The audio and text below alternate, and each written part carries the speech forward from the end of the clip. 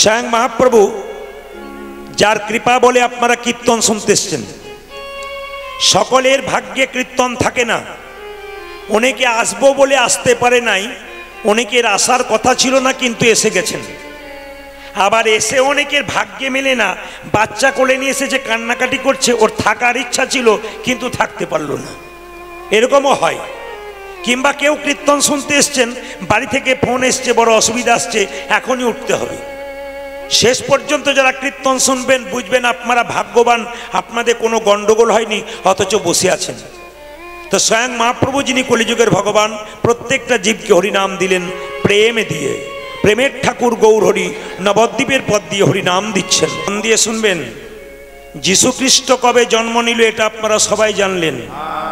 বাড়িতে বাড়িতে কেক কেনা হলো, কেক কাটা হলো, মাগুলো আনন্দ করে বাচ্চাকে কেক দিচ্ছে, আবার কানে কানে বলে দিচ্ছে মনে রাখ আজকে যীশু খ্রিস্টের জন্মদিন।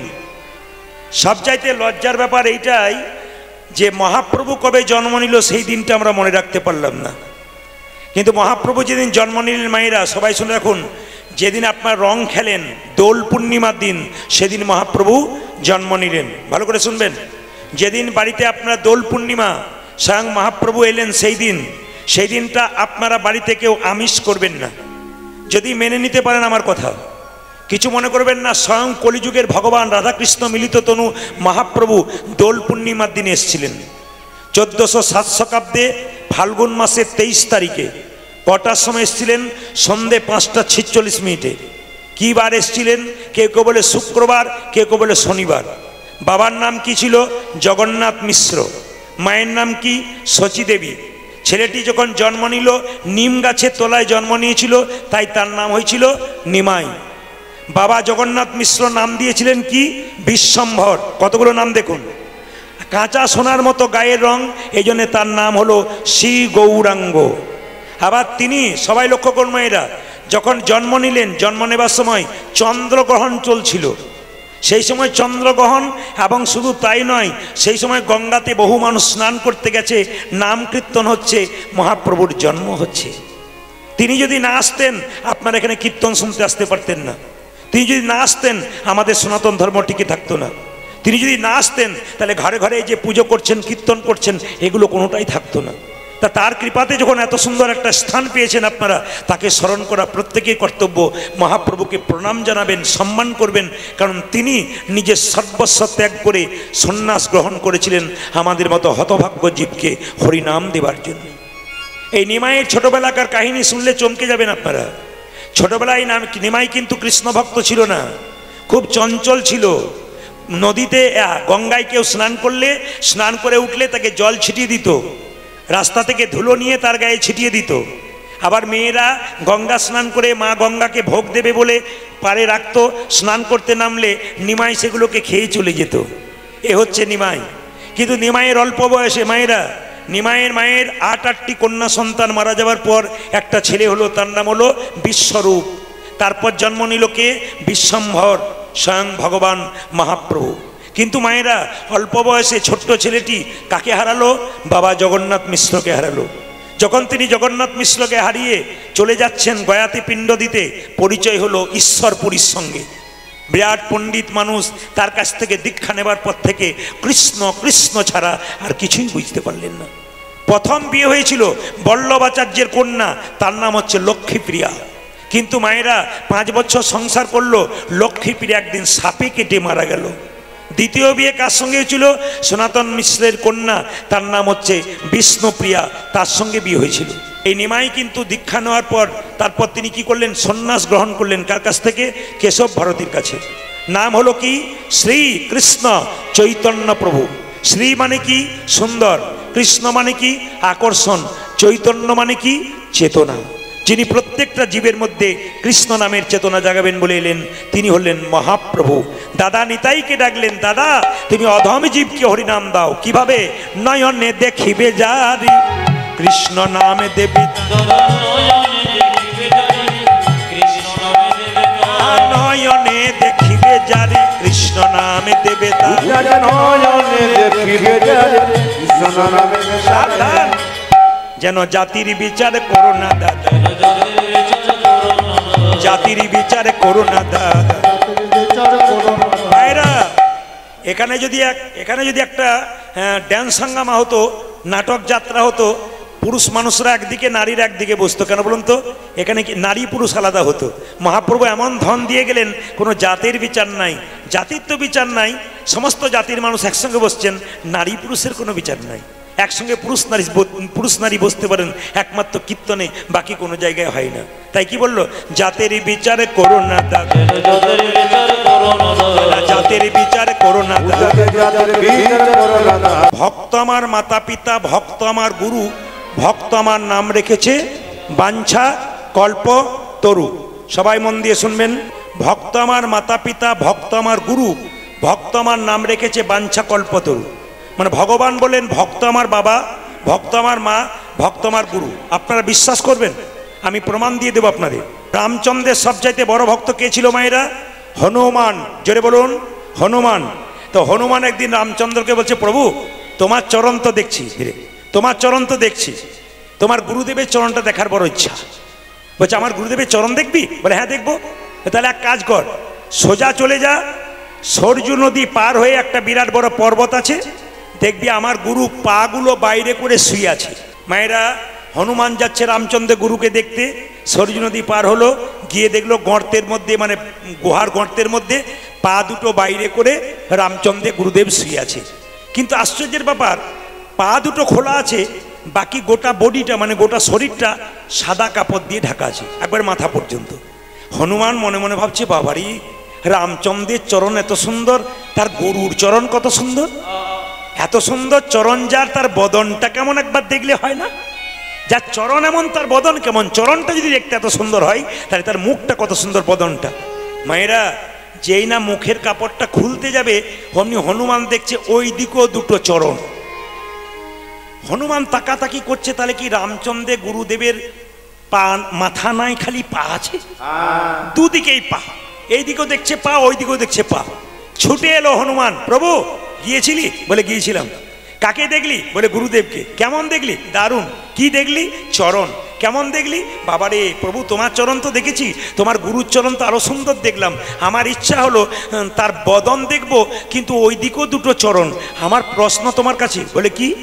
তোমার গুরুদেবের কি মুখ নাই, খালি পা আছে? এখন হনুমানকে রামচন্দ্র বলছে, তুই কি দেখলি? বলছে আমি দুদিকেই পা দেখলাম। যাওয়ার সময় কি বলেছিলি? চরণ দেখবো না বদন দেখবো? বলে চরণ দেখবো বলেছিলাম। তুই তো চরণ দেখবো বলেছিলি, তুই কি বলেছিলি? বদন দেখবো। তাই যে পাশ থেকে দেখবি তুই চরণই দেখতে পাবি। না না না না, আমি তোমার গুরুদেবের বদন দেখতে চাই। বলে তাহলে এক কাজ কর, আর তুই পাহাড়ের গুহাতে যাবি না, সরজু নদীর জলে যাবি, জলের দিকে তাকাবি, দেখবি আমার গুরুর বদন দেখতে পাবি। মায়েরা বলুন তো, জলের দিকে কেউ তাকালে কার মুখ দেখা যায়? ভূতের না প্রেতের? জোরে বলুন। ভূতের মুখ দেখা যায় নাকি? কার মুখ দেখা যায়? হ্যাঁ, নিজের। তাহলে জলের দিকে যখন এরকম করে হনুমান তাকাচ্ছে, যখন তাকাচ্ছে, তাকাতে তাকাতে হঠাৎ দেখতে পেলো কি? খালি নিজের পোড়া মুখটাই দেখতে পাচ্ছে। ও জলটাকে মাঝে মাঝে এরকম করে নিচ্ছে, আবার নিজের পোড়া মুখটা দেখছে। অনেকক্ষণ পরে এসে বলছে, প্রভু বলে কি? তুমি বললে জলের মধ্যে গুরুদেবের, তোমার গুরুদেবের মুখ দেখতে পাবো, দেখতে পেলাম না, ছাই আমার পোড়া মুখটা দেখতে পেলাম। কি দেখলি আরেকবার বল? বলে আমার পোড়া মুখটা আমি দেখতে পেলাম। ওরে হনুমান, আমি শাস্ত্রে বলেছি ভক্ত আমার মাতা পিতা, ভক্ত আমার গুরু, ভক্ত আমার নাম রেখেছে বাঞ্ছা কল্পতরু। ভক্ত যদি আমার গুরু হয়, তুই তো আমার পরম ভক্ত, তুই তোর মুখ দেখবি না তো কি অন্য কারো মুখ দেখবি? নিতাই গৌর হরি। একসঙ্গে বলবেন রাধে রাধে। বাহ, এই সুরটা যেন আমি সবসময় শুনতে পাই। জোরে বলুন রাধে রাধে। একবার বলে রাখি, কেন রাধে রাধে বলতে বললাম? ভগবান কৃষ্ণ নিজের মুখে বললেন দুটো কথা, যে আমি যে কৃষ্ণের দাস, আমি যে কৃষ্ণের দাস, এতে যদি কারো সন্দেহ হয়, কোটি কোটি যুগ যদি আমাকে ভজনা করে, সকল ভজনা বৃথা তার। মানে কৃষ্ণ যে রাধার দাস, এ কথা যদি কেউ বিশ্বাস করতে না পারেন, তবে কোটি কোটি জন্ম গ্রহণ করলেও সে রাধার কৃষ্ণের কৃপা পাবে না। কৃষ্ণ নিজের মুখে বলছে, আমাকে কেনবার দরকার হবে না, বিনামূল্যে কিনবে যদি কেউ রাধে রাধে বলতে পারে। আমার রাধারানীকে যে খুশি করতে পারে, আমি তার প্রতি খুশি হয়। যদি কৃষ্ণের কথাটা তাই হয়, সবাই মিলে একসঙ্গে বলুন, কৃষ্ণের কৃপা পেতে গেলে রাধে রাধে। একবার জোরে বলুন, একবার জোরে বলুন, আমি আপনাদের শিখিয়ে দিয়ে যাই, আগামীকাল থেকে সকালবেলায় যে যাকে দেখবেন কি বলবেন, জোরে বলবেন। আগামীকাল সকাল থেকে যে যাকে দেখবেন কি বলবেন, মন্দিরে যাবেন কি বলবেন, বন্ধুর সঙ্গে দেখা হবে কি বলবেন, বান্ধবীর সঙ্গে দেখা হবে কি বলবেন, স্বামী স্ত্রীতে ঝগড়া হবে কি বলা বলি করবেন। দেখবেন কৃষ্ণের কৃপা কিন্তু হয়ে যাবে। জোরে বলুন রাধে রাধে, রাধে রাধে। এই খড়গপুরের পাশে দেখবে একটা গ্রাম ছিল, আপনাদের গ্রামের নাম যেমন সিঙ্গি, ঠিক সেরকম খড়গপুরের পাশে একটা গ্রাম ছিল, গ্রামটার নাম হচ্ছে ধারেন্দা গ্রাম মাইরা। সেখানে স্বামী স্ত্রী দুজন বাস করত। স্বামীর নাম কৃষ্ণমণ্ডল, স্ত্রীর নাম দুরিকা দেবী। আমি কিন্তু মাঝখানে জিজ্ঞেস করবো স্বামীর নাম কি বললাম, কৃষ্ণমণ্ডল, সবার মনে থাকবে, কৃষ্ণ কথা সবার মনে থাকবে। আর স্ত্রীর নাম কি, দুরিকা দেবী। গাড়ি বাড়ি টাকা পয়সা সব থাকলেও একটা জিনিস না থাকলে বাড়িতে সুখ নাই, কি বলুন তো, কোনো মায়ের কোলে যদি সন্তান না থাকে। আসলে তাই হয়, যারা খুব বেশি ভক্ত হয় ভগবান তাদের মাঝে মাঝে ধাক্কা মারে। দেখবেন, কিছু মনে করবেন না, যারা খুব হরিনাম করে তাদের ছেঁড়া কাপড় হয়। যারা দেখবেন খুব ভগবানের নাম করে, আমাদের মতো কথা বলি নাই, যারা প্রকৃত ভক্ত হরিনাম করে পাগলের মতো ঘুরে বেড়ায়, ছেঁড়া কাঁথায় সই, তারা দেখবেন ছেঁড়া কাপড় হয়, ঘর ফুটে জল পড়ে, এদের ছেলের অসুখ হয়, অনেক কষ্ট পাই এরা। কেন পাই? ভগবান যাচাই করে দেখে, তোকে পরীক্ষা করে দেখবো, তুই পাস করলে আমার, আর ফেল করলে আমার নোস। দেখবেন মায়েরা যারা পড়াশুনো করে তারা পরীক্ষা দেয়, যারা পড়াশুনো করেন তারা পরীক্ষা দেয় না। যারা ভক্ত তাদের পরীক্ষা হয়, যারা অভক্ত তাদের পরীক্ষা হয় না। আমাকে অনেকে প্রশ্ন করে, প্রদীপবাবু কেউ মস্তানি করছে, লোক ঠকাচ্ছে, মারছে, ধরছে, এরা বুক ফুলিয়ে ঘুরে বেড়াচ্ছে, এদের কিছু নাই, আর যারা হরিনাম করছে, কৃষ্ণনাম করছে, তাদের তো কষ্ট কেন? আমি শুধু বলতে চাই, জেনে নিন আপনারা, যারা হরিনাম করে, কৃষ্ণনাম করে, আর যারা মস্তানি করে লোক ঠকায়, তারা কিন্তু কিছু পায় না। কেন পায় না? তারা দিব্যি ঘুরে বেড়াচ্ছে। কেন? ভগবান জন্মের পরে প্রত্যেকটা মানুষকে দুটো কলসি দিয়েছে। কলসি আপনার কাছে আমার কাছে আছে, একটা পাপের কলসি, একটা পুণ্যের কলসি। যারা পাপ করছে, অন্যায় করছে, আপনারা কি ভাবছেন উনি সুখে থাকবেন? এখন বুক ফুলিয়ে ঘুরে বেড়াচ্ছে, কিন্তু পাপের কলসি যেদিন পূর্ণ হয়ে যাবে, দুর্যোধনের মতো রাস্তায় ভিক্ষা করে করে বেড়াবে।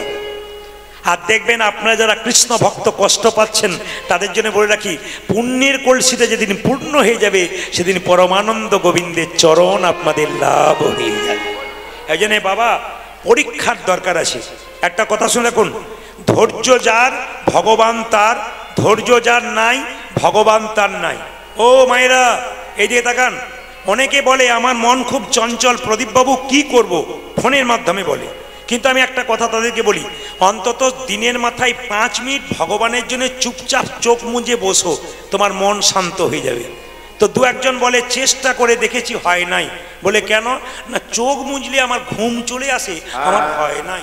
আবার একজন বলছে চোখ মুজলেই সংসারে হাজার চিন্তা মাথায় চলে আসে, ওই জন্য হয় নাই।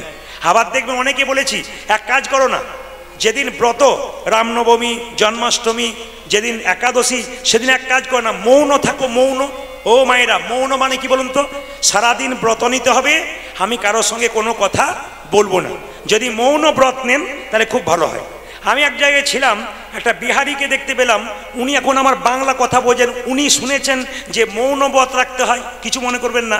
উনি কিন্তু কি করেছেন, জন্মাষ্টমীর দিনে মৌন ব্রত রেখেছে, কারোর সঙ্গে কোনো কথা বলছে না। স্ত্রী বলছে কি কি খাবে? আরে কি খাবে বলো, এখন কি খাবে? ও শুনেছে যে চুপ করে থাকতে হয়, চারিদিকে তাকিয়ে দেখলো কেউ যেন দেখতে নাই, বলে চা বানা, চা চা। মানে বুঝতে পারছেন তো ও কি করবে? স্ত্রী বুঝতে পারছে না। না না, মৌন ব্রত মানে কি? যতক্ষণ চুপচাপ থাকবেন সেই দিনটা ভগবানের চরণে মনটাকে রেখে দেবেন। মায়েরা, ভগবানের কাছে যে চাই সে অল্প পায়, আর যে চাই না এত পাই ভাবতে পারে না। যারা বয়স্ক বাবার এখানে আছেন, কৃষ্ণের পরম বন্ধু সুদামা কৃষ্ণের কাছে গিয়েছিল 10 দিনের জন্যে।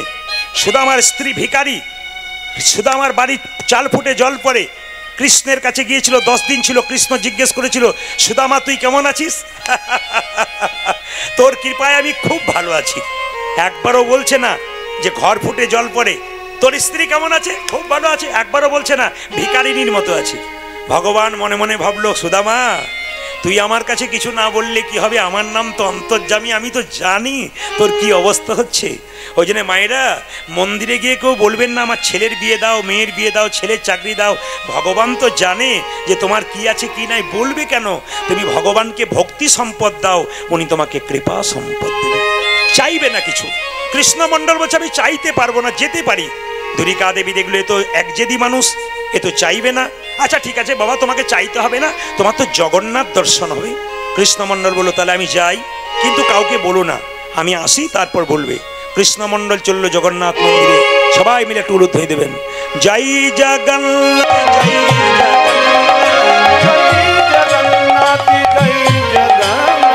জয় জগন্নাথ জয় জগন্নাথ জয় জগন্নাথ জগন্নাথ দেব কি। এবার বলুন তো মায়েরা, জগন্নাথের চোখটা গোল না কৃষ্ণের চোখটা গোল? জোরে বলুন। জগন্নাথের, আস্তে। আচ্ছা মায়েরা, কৃষ্ণের চোখটা পটল চেরা, জগন্নাথের চোখটা গোল কেন? কৃষ্ণের চোখ পটল চেরা, মাঝে মাঝে এদিক ওদিক বিচার হয়, কিন্তু জগন্নাথের চোখ গোল, জগন্নাথের বিচার সমান। কেন? ব্রাহ্মণ গেলেও যা, শূদ্র গেলেও তা, জমিদার গেলেও যা, প্রজা গেলেও তা। এই যে তাকান, রাজা গেলেও যা, প্রজা গেলেও তা, যেই জগন্নাথের কাছে যাবে জগন্নাথ দেব সমান, তাই চোখটা তার গোল। মায়েরা কারা কারা জগন্নাথ দেব মন্দিরে গেছে একটু হাত তুলুন তো। বেশ, নামাবেন। জগন্নাথ দেবের মন্দিরে দেখবেন মায়েরা হাঁড়ির ওপরে হাঁড়ি রান্না হয়। জোরে বলুন হ্যাঁ না না। দেখবেন আশ্চর্য ব্যাপার, ওপরের হাঁড়ি থেকে রান্না হয়ে আসে। এ খুব আশ্চর্য মাহাত্ম্য। জগন্নাথ মন্দিরে আপনারা দেখবেন কোনো গুঁড়ো মশলার ব্যবহার করে না, শিল নোড়াতে বাটা হয়, নোড়া দিয়ে, শিল দিয়ে। হ্যাঁ, সবাই লক্ষ্য করুন, যে যেখানে বসে আছেন। খুব দামি দামি কথা। এই জগন্নাথ মন্দিরে কিন্তু যে জলটা ব্যবহার করার, ওটা কিন্তু কুয়ো থেকে নেওয়া হয়। জগন্নাথ মন্দিরে কুয়ো আছে, সেই কুয়োর জল, মানে আদি জিনিসকে ব্যবহার করা হয়, কোনো নকল জিনিস নয়। জগন্নাথের প্রসাদ দিনের পর দিন তৈরি হচ্ছে, সবাই তাকাবেন। খুব দামি কথা। আপনারা যারা হাত তুললেন যে আমরা জগন্নাথ মন্দিরে গেছি, তারা বলুন তো এই কথাটা জগন্নাথকে বলতে পেরেছেন কিনা? কৃষ্ণমণ্ডল কি সুন্দর বলছে দেখুন, ওগো জগন্নাথ আমি তোমার কাছে এলাম কিছু চাইব বলি, কিন্তু কি চাইব জগন্নাথ? তোমার তো হাত নাই, তোমার তো পা নাই, তুমি আমায় দেবে কি? তোমার হাত থাকলে তুমি দিতে, তোমার পা থাকলে তুমি দিতে। ওগো জগন্নাথ তুমি দেবে কি? ওগো জগন্নাথ তুমি দেবে কি? মায়েরা তোমার হাত নাই, তোমার পা নাই, তুমি দেবে কি? তোমার হাত নাই, তোমার পা নাই, তুমি দেবে কি? এ কথা কেউ বলতে পেরেছেন? কিন্তু যখন যারা বড় বড় ভক্ত হয় ভগবানকে বলতে পারে। জগন্নাথ দেব কি বললো দেখুন, ওরে কৃষ্ণমণ্ডল আমার হাত নাই ঠিক কথা, এই হাতে তোদেরকে দিলাম কর্ম করার জন্য। আমার পা নাই, এ পা তোদেরকে দিলাম এক জায়গা থেকে অন্য জায়গা যেতে হবে কর্মের জন্য। আমার যা নাই তা আমি তোদেরকে দিলাম। কৃষ্ণমণ্ডল কেঁদে কেঁদে বলছে, জগন্নাথ তোমার কাছে লোকে এসে গাড়ি বাড়ি টাকা পয়সা ধন দৌলত চাই, কিন্তু তোমার কাছে আমি কি চাইব? আমি যা চাইব জগতের কেউ চাইবে না। সবাই শুনে নিন, জগন্নাথ মন্দিরে গিয়ে আপনারা কত কিছু চেয়েছেন, কিন্তু কৃষ্ণমণ্ডল যেটা চাইলো আপনারা কেউ চান না। কৃষ্ণমণ্ডল বলল, ওগো জগন্নাথ আমি তোমার সামনে বললাম আমার স্ত্রী তোমার কাছে অনেক কিছু চাইতে বলেছিল, কিন্তু কিছুই চাইতে পারলাম না। লোকে যা চাই তাই চাইলাম না। কি চাইবো জানো? আমি কিন্তু কি চাইবো? গাড়ি চাই না, বাড়ি চাই না, টাকা চাই না। যদি দেবে জগন্নাথ তবে দাও আমায় একটা কৃষ্ণ ভক্ত সন্তান দাও। হরিব। আপনাদের গাড়ি হোক, বাড়ি হোক, টাকা হোক, আমি সেটা চাইবো না।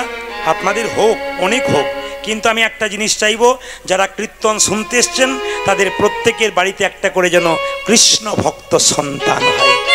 প্রশ্ন করবেন, প্রদীপবাবু টাকা পয়সাওয়ালা ইঞ্জিনিয়ার ডাক্তার মাস্টার ছেলে চাইলেন না, আমি কৃষ্ণ ভক্ত সন্তান চাইলেন কেন?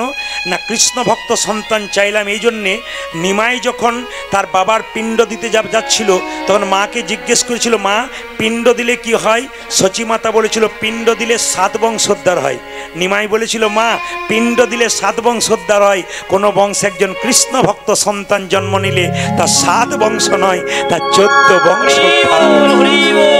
আমি বলবো আজকে আপনাদের কাছে আমি একটা সুন্দর কথা বলে যাই।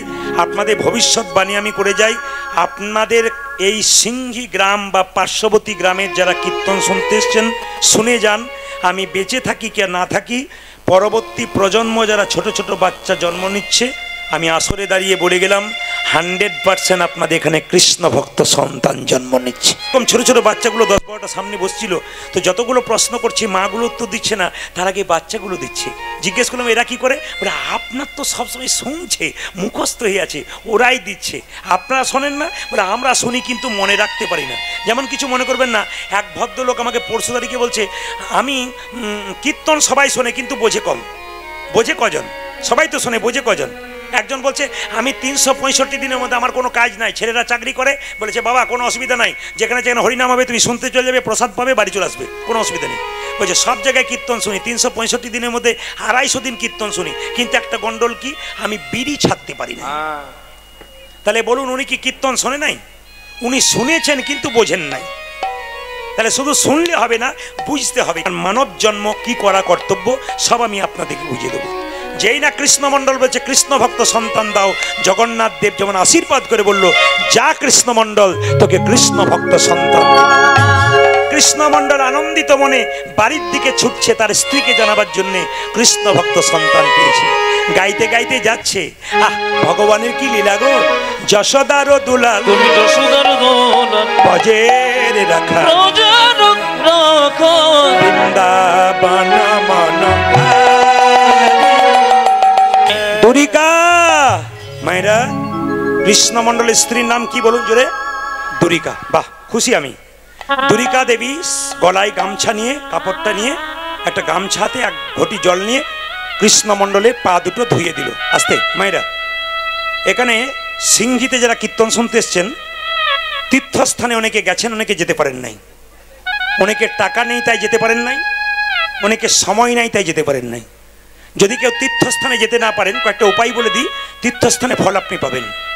প্রথম উপায়টা কি, কেউ যদি একাদশী পালন করতে পারে সমস্ত তীর্থের ফল কিন্তু সে লাভ করতে পারে। আপনি তীর্থে যেতে পারলেন না কিন্তু একাদশী পালন করতে পারলেন, আপনার তীর্থের ফল কিন্তু লাভ হয়ে গেল। একটু হাত তুলে দেখান তো মায়েরা, কারা কারা একাদশী করেন, বাবারা কারা কারা করেন, বলে হারি সুন্দর হাত নামান।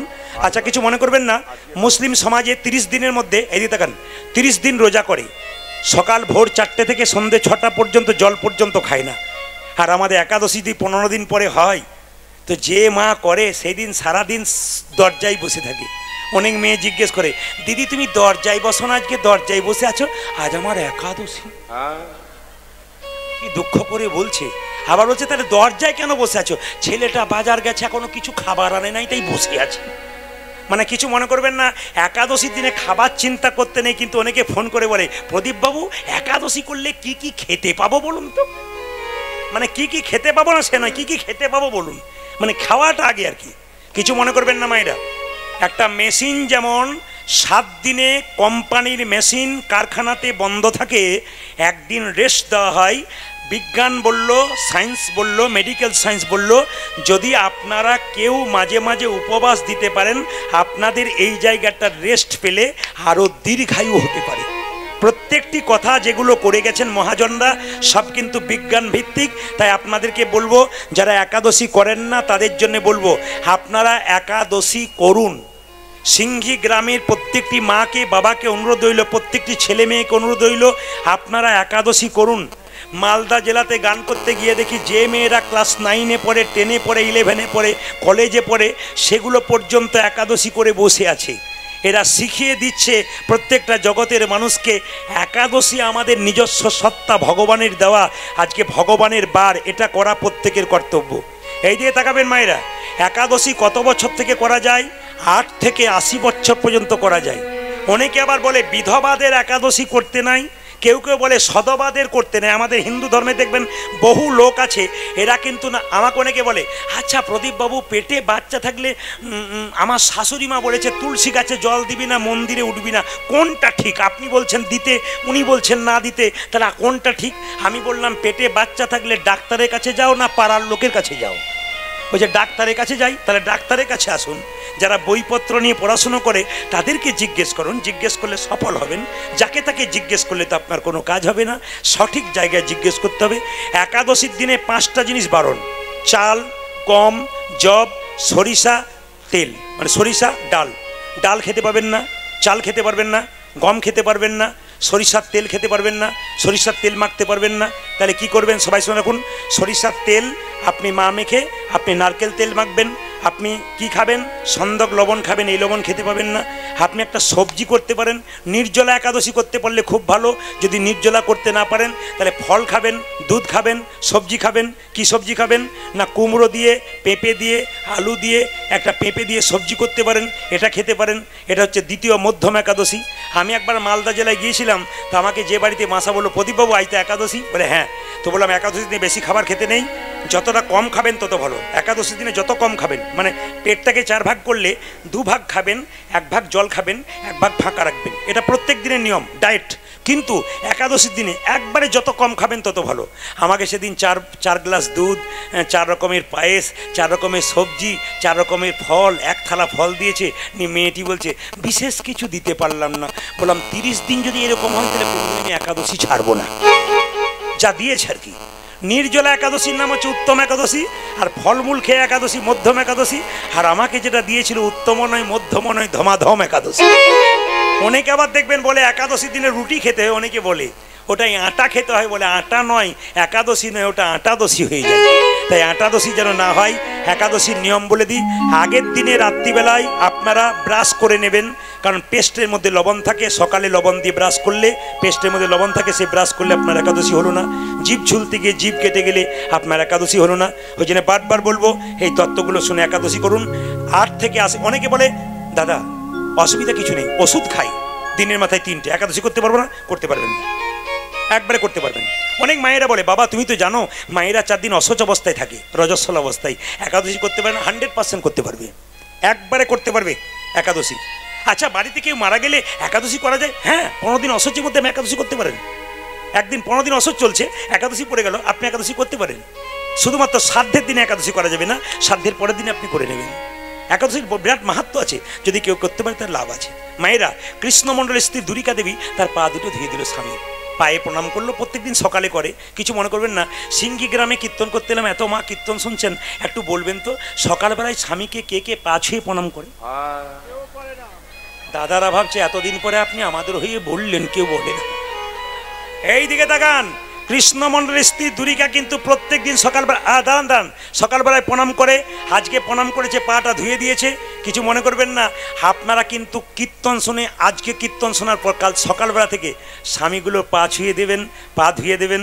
দাদারা একটু পাগুলো ধুয়ে শোবেন, কাল সকালে প্রণাম হবে আপনাদের। না না, দুরিকা দেবী যেটা করতো কিছু মনে করবেন না। যদি তীর্থস্থান থেকে কেউ ফিরে আসে, আমার দিকে তাকান, ফল কি লাভ করবেন?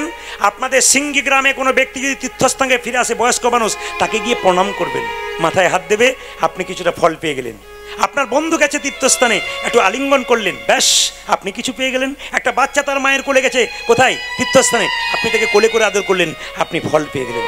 দুরিকা দেবী প্রণাম করলো। মায়েরা, স্বামীর সঙ্গে স্ত্রীর কি সম্পর্ক, শুধুই কি প্রণাম করেছে? একটু তাকাবেন, আমি আপনাদের শাস্ত্র থেকে প্রমাণ দেবো। আমি আগে বলে নিই, তারপর কথাগুলো কিন্তু আমার নারকেলের মতো, ওপরটা শক্ত, ভেতরে শ্বাস জল আছে। বাইরেটা শুনতে কেমন, ভেতরে তত্ত্ব আছে। আপনার স্বামী আপনার কে হয়? আমি বলবো, আপনারা হ্যাঁ বলবেন। স্বামী আপনাদের গুরু হয়? জোরে বলুন হ্যাঁ না না, জোরে বলুন। দাদারা বলছে কি যে হয়, ঘরে না গেলে বুঝবেন না। আচ্ছা, স্বামী আপনার দেবতা হয়? হ্যাঁ না না বলুন। যাক, অন্য জায়গায় হ্যাঁ হুঁ পাই না, আপনাদের যে পাচ্ছি তার জন্য প্রণাম জানাই আপনাদেরকে। আপনার স্বামী আপনার রোগের ওষুধ হয়? আপনার স্বামী আপনার বাবা হয়? আপনার স্বামী আপনার ভাই হয়? আপনার স্বামী আপনার ছেলে হয়? অনেকে কিন্তু দুটোতেই আছে। মানে ভোটের সময় দেখবেন কিছু কিছু ব্যক্তি আছে দুপক্ষেই মুড়ি খায়, কাকে যে ভোট দেয় কেউ জানে। সেরকম দেখবেন দু পার্টি দুই চারজন দেখবেন স্বামী বাবা হয়, ভাই হয়, মানে হ্যাঁ হতে পারে, না হতে পারে, টিকমার্ক দিতে পারছে। সবাই তাকাবেন, স্বামী কে হয়? বাবা হয়। কেন? একটা প্রমাণ দিয়ে দিই আপনাদেরকে। বাবা যদি ভালো হয়, মা যদি ভালো হয়, সন্তান ভালো হয়। এপিজে আব্দুল কালাম রাষ্ট্রপতি, যিনি চলে গেছেন আমাদের ছেড়ে, তিনি বলেছেন একটা মা 100টা স্কুলের সমান, একটা বাবা 100টা শিক্ষকের সমান।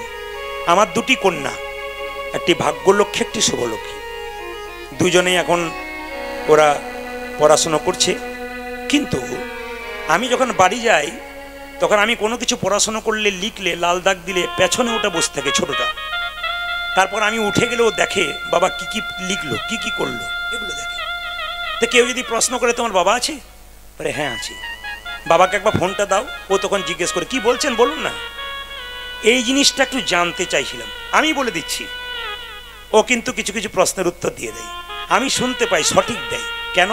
বাবা আলোচনা করে, মেয়ে আলোচনা করে। প্রমাণ দিলাম কেন? বিষ্ণুপ্রিয়া সনাতন মিশ্রের কন্যা, নিমাই পণ্ডিতের স্ত্রী। তো নিমাই যেদিন সন্ন্যাস নেবে বিষ্ণুপ্রিয়াকে বলল, প্রিয়া তুমি বাপের বাড়ি চলে যাও। বিষ্ণুপ্রিয়া বলল, স্বামী এটা কি বাপের বাড়ি নয়?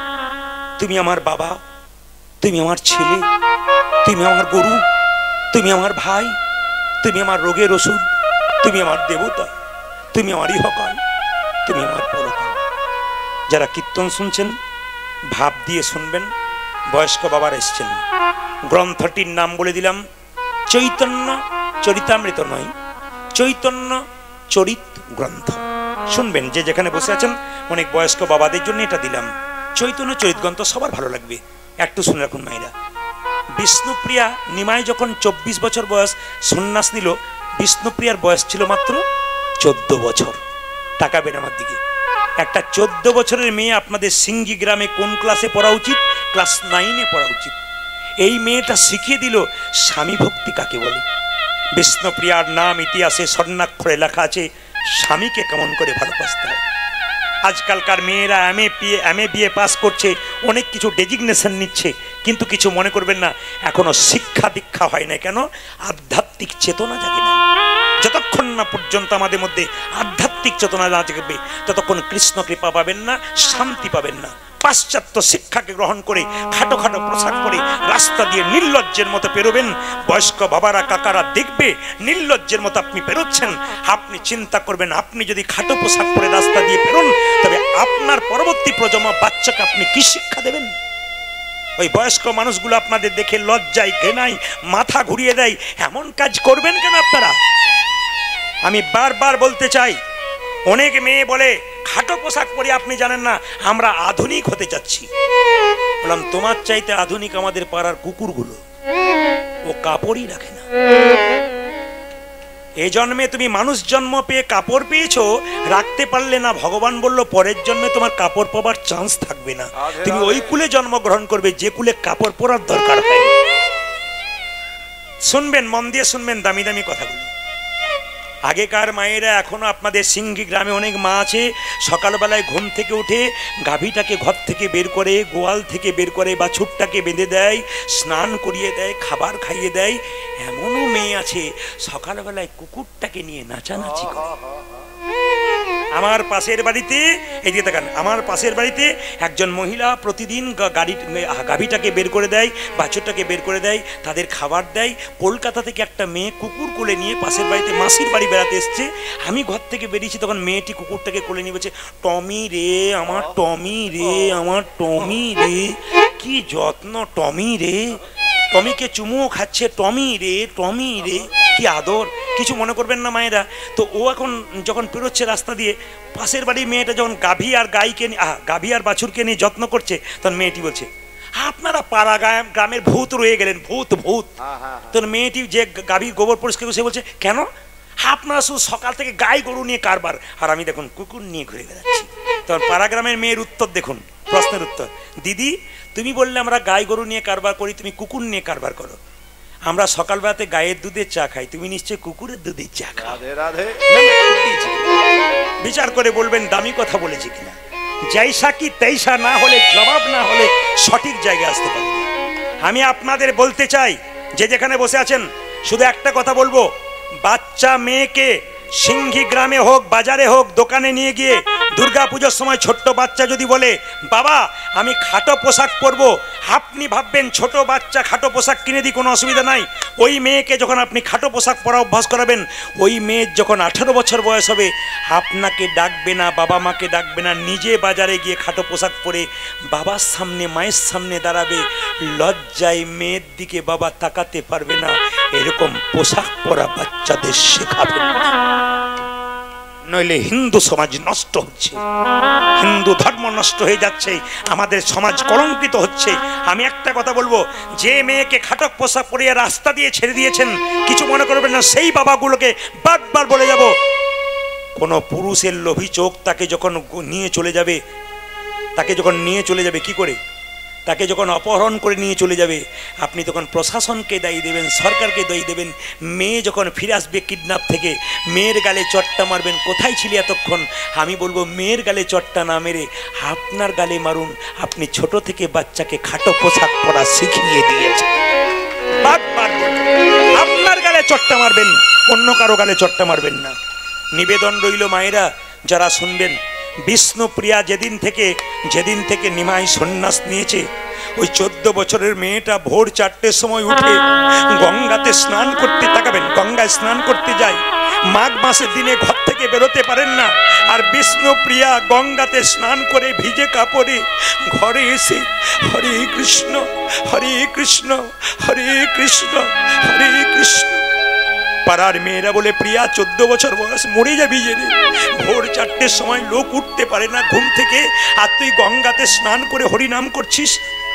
পাশের মেয়েকে বলে, দিদি আমার মা শিখিয়ে দিয়েছে, আমি যে সহধর্মিনী, স্বামী যদি কৃষ্ণ কৃষ্ণ বলে চলে যাই, আমি যদি কৃষ্ণ কৃষ্ণ বলে না কাঁদতে পারি, তবে যে আমার স্বামীর কৃষ্ণ কৃপা হবে, তবে যে আমার স্বামীর গোবিন্দের কৃপা হবে না।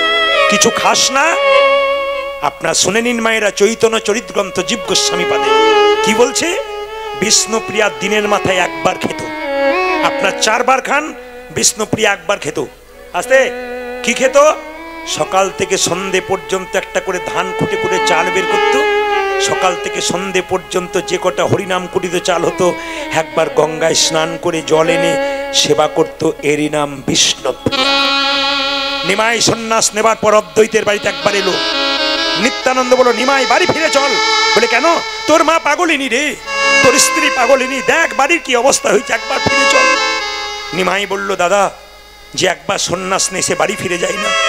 যদি আমার মায়ের আমার কাছে দেখতে ইচ্ছা করে, আমাকে এখানে পাঠিয়ে দাও। নবদ্বীপের মেয়ের আমাকে দেখতে আসবে, এখানে পাঠিয়ে দাও। কিন্তু দাদা, সবাই যেন আমায় দেখতে আসে, একজন যেন দেখতে না আসে। বলুন তো কে? জোরে বলুন কে? জোরে বলুন। বিষ্ণুপ্রিয়া। বাহ, সবাই দেখতে আসে দাদা, একজন যেন না আসে। নিত্যানন্দ গিয়ে বলে, সচিমাতা তোমার নিমাই এসেছে। বিষ্ণুপ্রিয়া, আমার স্বামী এসেছে? সচিমাতা বলছে, প্রিয়া ভালো করে কাপড়টা পরে নে, আমার নিমাই এসেছে। নিত্যানন্দ হাত আগলে বলল, বিষ্ণুপ্রিয়া, নিমাই সবাইকে ডেকেছে, তোমায় ডাকে না। বিষ্ণুপ্রিয়া চোখের জলে ভেসে বলছে, প্রভু তুমি আমায় ডাকলে না, ডাকো তুমি আমায়, কিন্তু ছেলেরা যখন ঘুড়ি ওড়ায় তখন লাটাইটা তো হাতের মধ্যে থাকে, ঘুড়ি যতই উপরে উঠুক না কেন, লাটাইয়ে দড়ির টান দিলে ঘুড়িটা আবার তার কাছে ফিরে আসে। তোমার প্রতি আমার প্রেমের লাটাইটা তো আমার হাতে বাঁধা আছে, তুমি যেখানে যাও না কেন আমার কাছে তোমাকে আসতে। ভক্ত যদি ভগবানকে ডাকে, ভগবান ভক্তের কাছে যায়, ভক্ত ভগবানের কাছে যায় না। অহল্যা পাষাণ হয়েছিল, রামের কাছে গিয়েছিল, রাম তো অহল্যার কাছে যায় নাই। তাকাবেন মায়েরা, সবাই নিমাই দেখতে যায়, বিষ্ণুপ্রিয়া ছাড় খেয়ে কাঁদে। মেয়েরা মেয়েদের শত্রু, চিৎকার করে বলছে, প্রিয়া, প্রভু সবাইকে ডাকলো, তোকে ডাকলো না।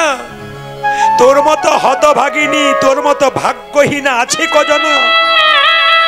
নবদ্বীপের মেয়েরা নিমাই দেখতে যাচ্ছে, চিৎকার করে বলছে, প্রিয়া, প্রভু সবাইকে ডাকলো, তোকে ডাকলো না, তোর মতো ভাগ্যহীনা আছে কজন?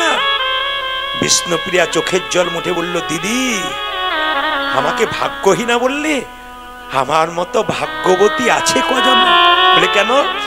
যাকে দেখবার জন্য হাজার হাজার মানুষ চলে যায়, সে তো হাজার হাজার মানুষের নয়, সে তো আমার মানুষ। আমার মানুষকে দেখবার জন্য যদি হাজার হাজার মানুষ চলে যায়, আমার মতো ভাগ্যবতী কজন? তুই যাবি না? কেন? আসবে রে, আমার প্রভু আমার কাছে আসবে। আমার বিশ্বাস। নিমাই এসেছিল, আপনারা কেউ জানেন না না জানেন, চৈতন্য চরিতগ্রন্থ জীব গোস্বামী পাদের পড়বেন, পরিষ্কার করে লেখা আছে নিমাই একদিন রাত্রি 12টার সময়, কেউ জানে না, বিষ্ণুপ্রিয়ার কাছে এসেছিল।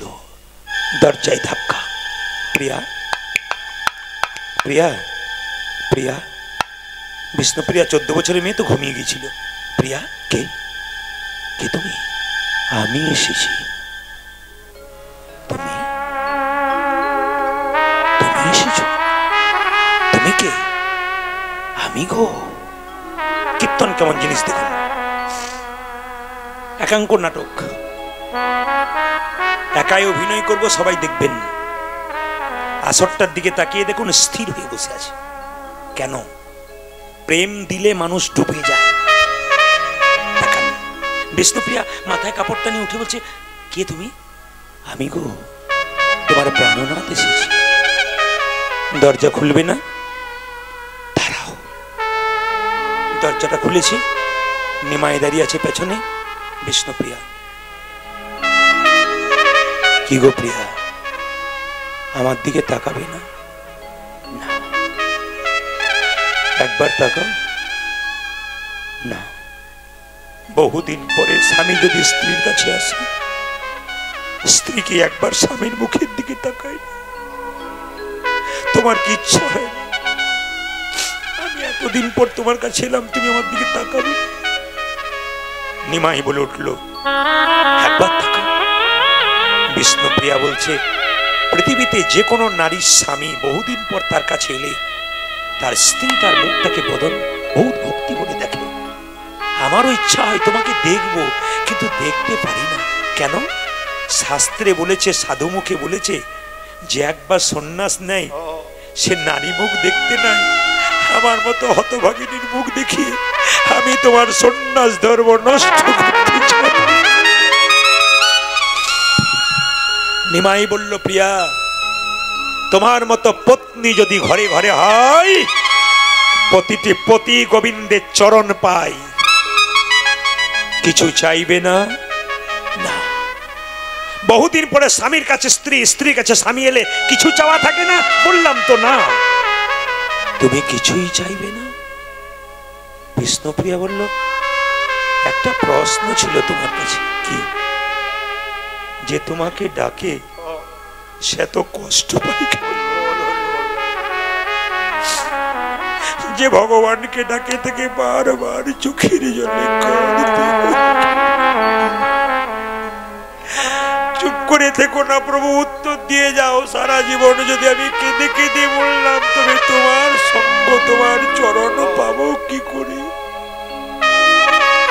নিমাই বলে উঠল, প্রিয়া,